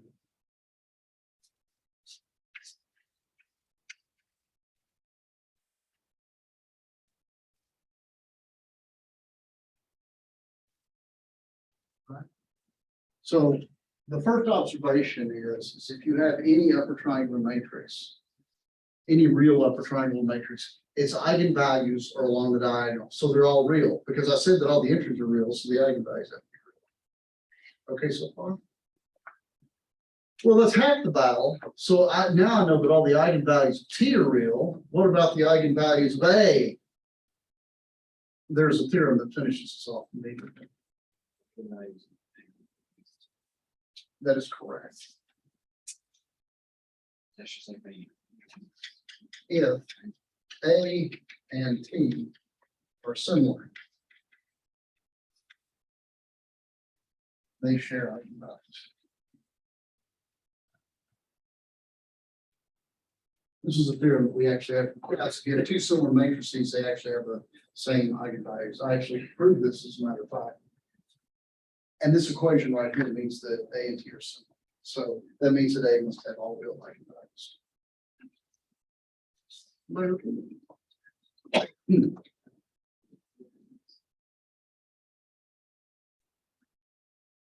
Yes, sir. Could you do number 4 on exam? That same exam for 2021? Sure. Or I mean, sorry, 3, not 4. Number 3.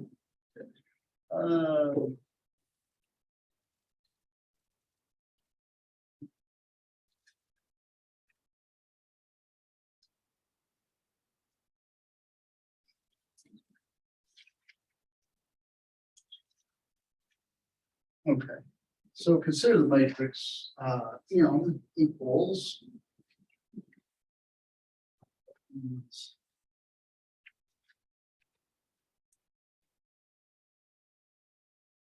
11 minus 12 is 6.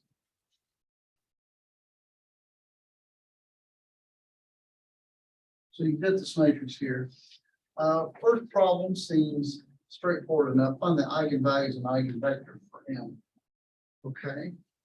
So there's M. So let's find the eigenvalues and then find the eigenvectors.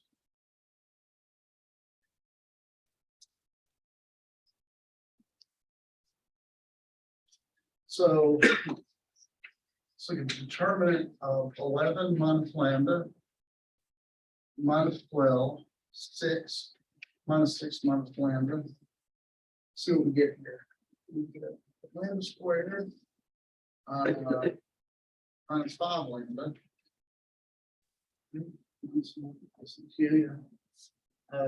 Minus 66 plus 72. Oh, sound nice. That I must have thought of that.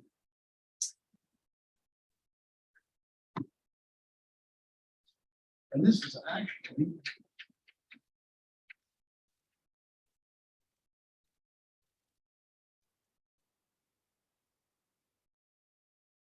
true or false. The matrix is diagonalizable.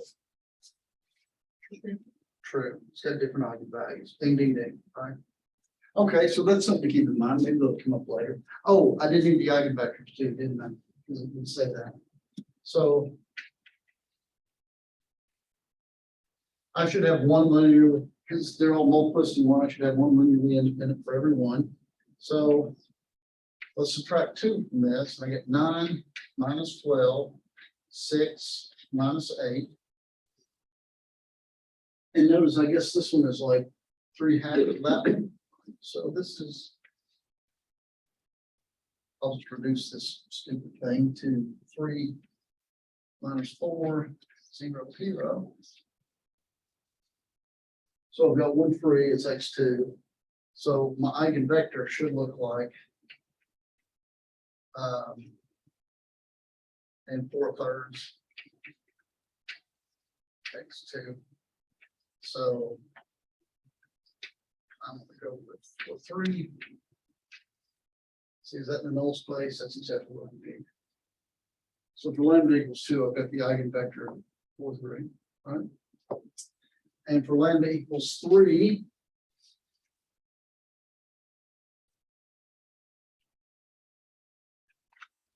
for lambda equals 3, I'm going to have, where are you now? 8 minus 12. And then I'm going to have 6 minus 9. And I guess this is like 4/3 of this or something like that. So I can quickly reduce this to, I guess, 2 minus 3. And my eigenvector, so do that sort of play that I did last time. You'll see that's in the null space, and that's literally in the circle. So I'll put a summary over here. So for lambda equals 2, I got the eigenvector 4/3. For lambda equals 3, I got the eigenvector 3/2. Everybody okay with that?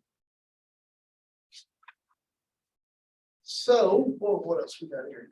If T from R2 to R2 is the linear transformation TV equals MV in the standard basis, Find the matrix for T with respect to the basis consisting of eigenvectors of M.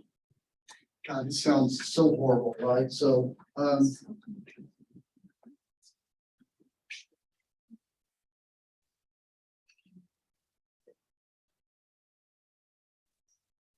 but actually, I can just write down the answer. Just from a little bit of knowledge there. So.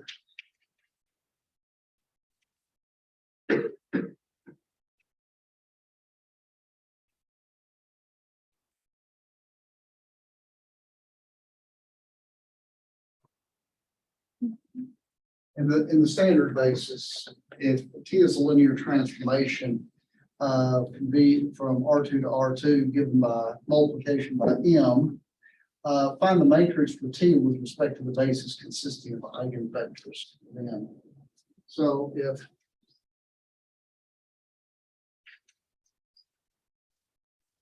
let's say I'll put the basis in this order, the order that I did it.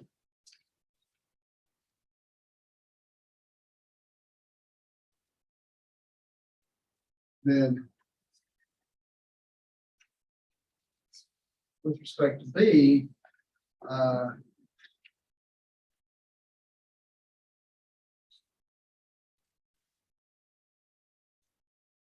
you might want to tell me what it is. You don't have to really compute anything here. 4, 3.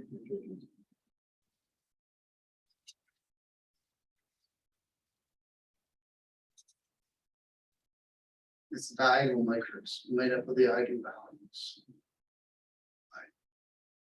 And so actually, this is my D, and there. So what it should be. Let's check it out. So here's P, which is the matrix that's made out of the basis eigenvectors.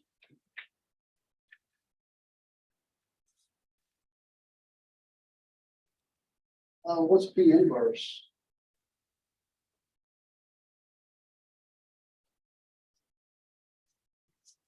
So the inverse of T. That's correct. Yeah.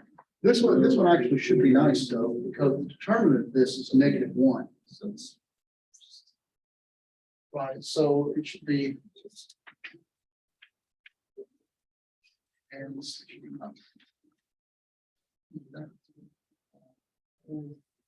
oh yeah, I've got this is a negative determinant. I think that's right. That's going to be 8 minus 8, 9. It's 0, 0. Yeah. Everybody okay with that? Now, if you look at P, D, P inverse, this is 4, 3, 3, 2, 2, 0, 0, 3, minus 2, 3, 3, minus 4. Now I'm going to multiply those first two first. That's going to be 8, 9, 6, 6. 8, 9, 6, 6 times minus 2, 3, 3 minus 4. And this turns into 27 minus 16, which is 11. 24 minus 36 is -12. That's going to be minus 12 and 18 is 6. That's going to be 18 minus 24 is -6. How about them apples? So that just means that this matrix here, this diagonal matrix, is the matrix that represents the same linear transformation in that different basis. Oh, and there we go. I answered it. Because see here's what you're doing, actually. So I guess I don't need this computation anymore because we don't have to.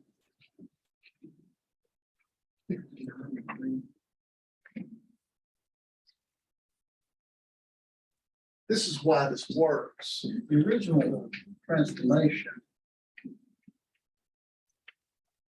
is multiplication by M, right? This is what T does, right?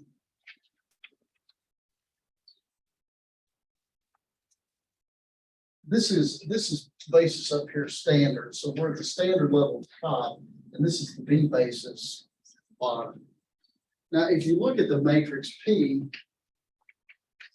that I made, which was whatever it was, 4, 3, 3, 2. What does this matrix do?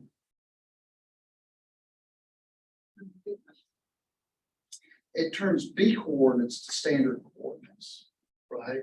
Because what does 1, 0 go to? 4, 3, which is the first vector in standard coordinates.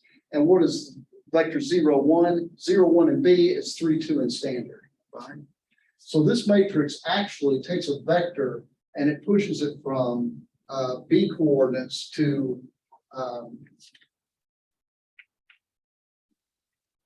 standard coordinates, right? Do I agree with that? So any vector here will be pushed by P from B coordinates to standard coordinates. And let's see if I didn't mess this up too much.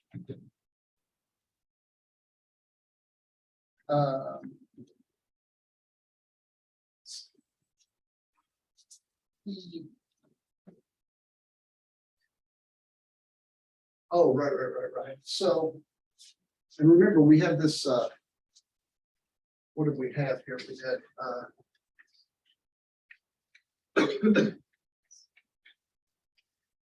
right. That's the computation that we just did and verified that N was this. Let me point out that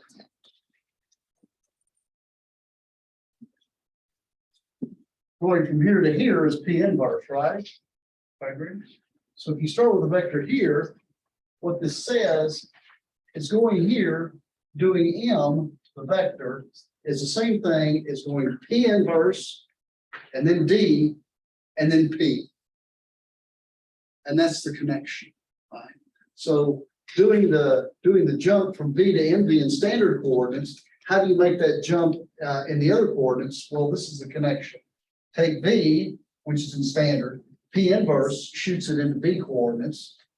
Then you do your nice diagonal matrix to it because that's easy to handle. And then you can put it back into standard if you like. And what you get is M is the same thing as P inverse, then D, then P. Okay, any questions?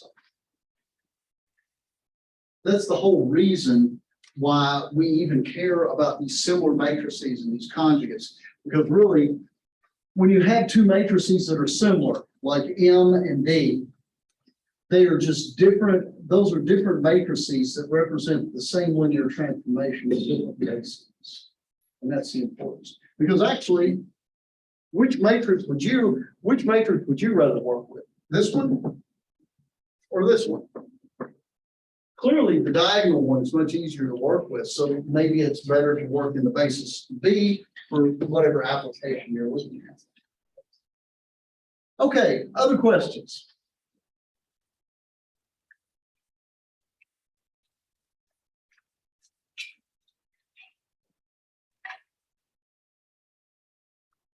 Yes. It's not a big function.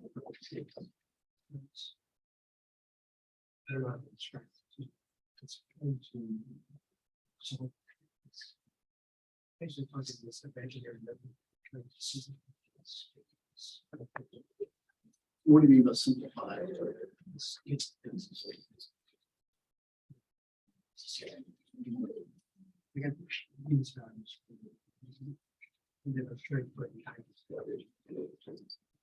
Explain the big multiply this by, well, so actually there should be only one linearly independent row if that's doing I do that. So if you divide by that top number and multiply by -2, and you do that to the 5, you should get. So if you just take one row. So I mean, assuming that you've done this right.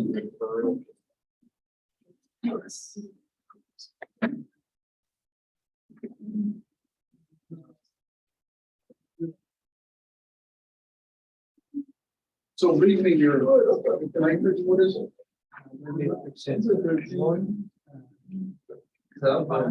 I see physics. No, no, the one you got. Oh, sorry. Jim. The matrix I got. Minus two. But that's when they With count, Sorry. without, it's some of them say part of it, I think it be. But partly it's more like. There's two, but is it a calculus makes it more easy than why. I don't know. That is. on my phone with buttons. Well, so, I mean, it's the same sort of thing that you were doing before, you just need to, see, there's only one linearly independent row, so for example. I mean, assuming you did this right, so I will multiply. This by.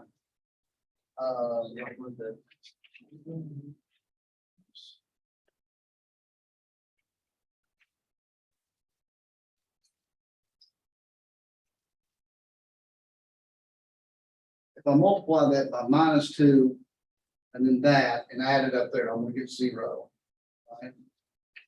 So I'm gonna have -2, 1 + 3i. 0, right? Now, if you did this right, this should also be 0.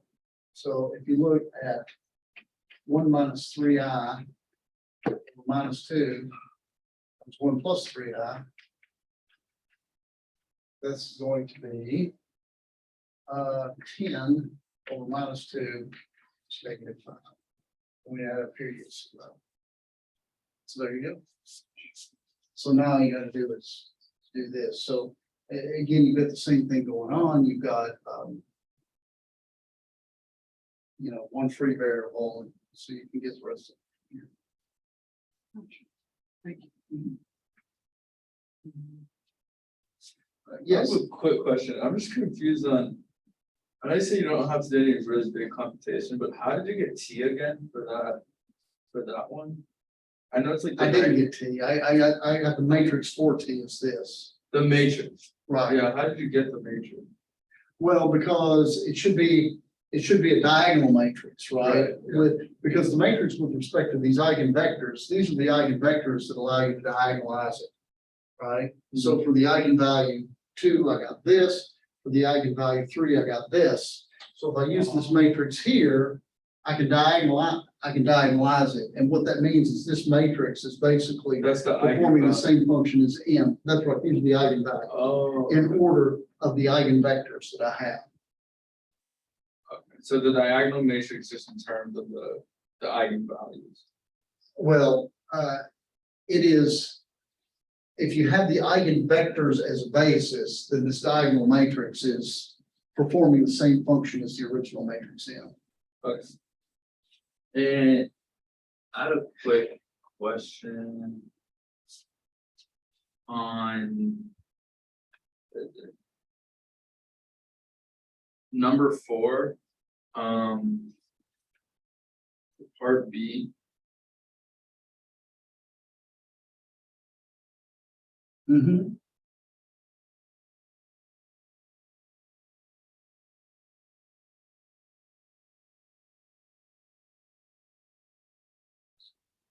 I think it might be. An angle to be on B2, find an orthogonal basis for the subspace. B2 and B3. It contains B1. You can't do that yet. I mean, you can, but I wouldn't expect you to do that for that because why don't you try to work that out yourself? But that's actually what I would ask you to do is the Grant-Schmidt process, which we haven't done yet. But we did, because I'm pretty sure, I know how to find an angle, we did it in class. That you can do. You can do A. And B is a little bit dicey. You could do that, but it'll take a long time. And I'm going to give you something. I would expect you to do that particular problem this way on this exam because it'll take too long. then C is just like. You need. Yeah, so you need B versus. Yeah. I mean, yeah, in theory, you can do C because really all you're doing is if you have any orthogonal basis, you can always turn it to an orthonormal basis just by dividing by the length of each vector. Right. Okay.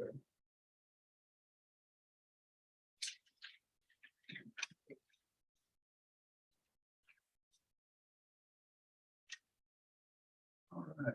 So for number 2 on that same one, when it says find the real eigenvalues and eigenvectors, Mhm. if there was, I haven't done it, but if there was.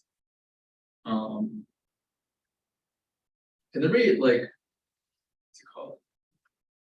Complex values and real values? You can have, if you have a 3x3 matrix, you have to have at least one real eigenvalue. So Okay. what will happen for that, if you have a complex eigenvalue that's not real, there'll be exactly two of them. So, okay. Yeah, they have to come in complex. Of course, as the matrix gets bigger, that gets more. With complex eigenvalues for real matrices always come in constant pairs. So if, for example, if 2 + 3i is an eigenvalue for a real matrix, then 2 - 3i also has to be an eigenvalue. You can go over that real quick, number 2.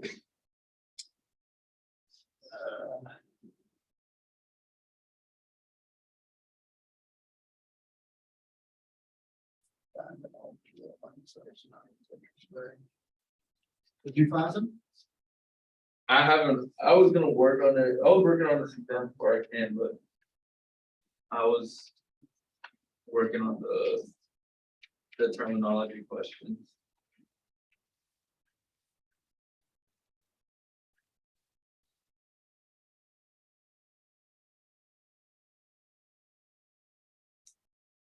So. Find the eigenvalues and eigenvectors of this. So we'll have 3 - x times. It's going to be x² + 1. Everything else is going to be 0. So.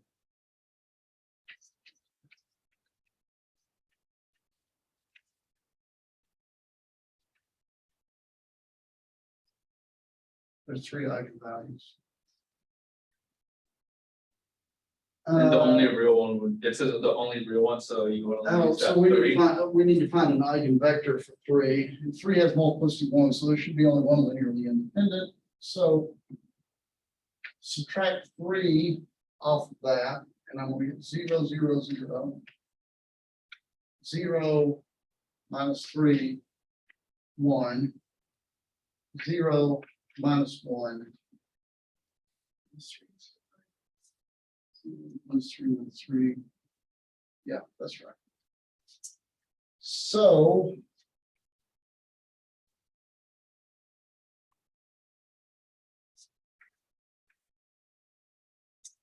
From zeros to the bottom.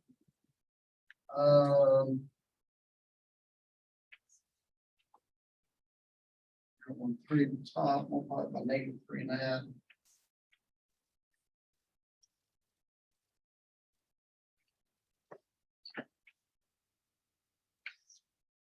Of course, I can just kill that 10. Actually, so I can turn that to a 1 by dividing by 10, take that out.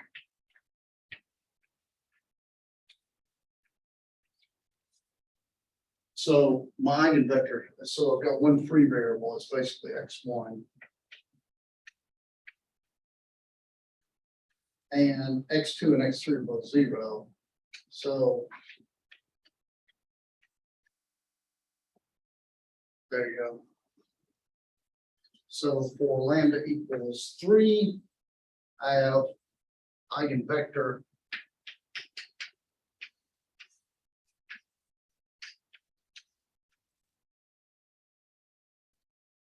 And of course, the other two are imaginary.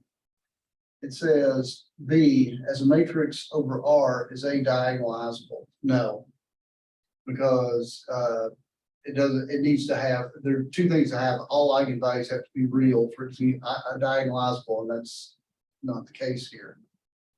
And finally, 3, find all the eigenvalues of A over C. So we've done that. It's 3 and then plus or minus I. Is A diagonalizable over C? Explain.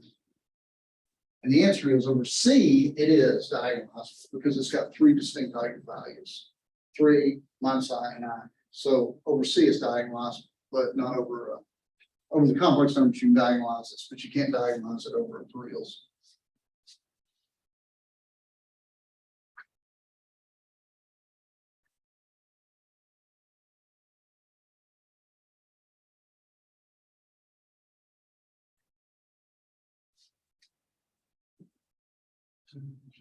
Yeah, great week. Oh, thank you.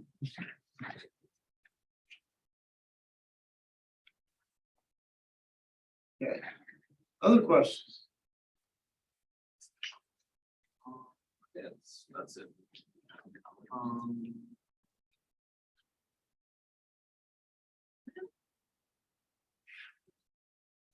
Yeah, that's it. Okay.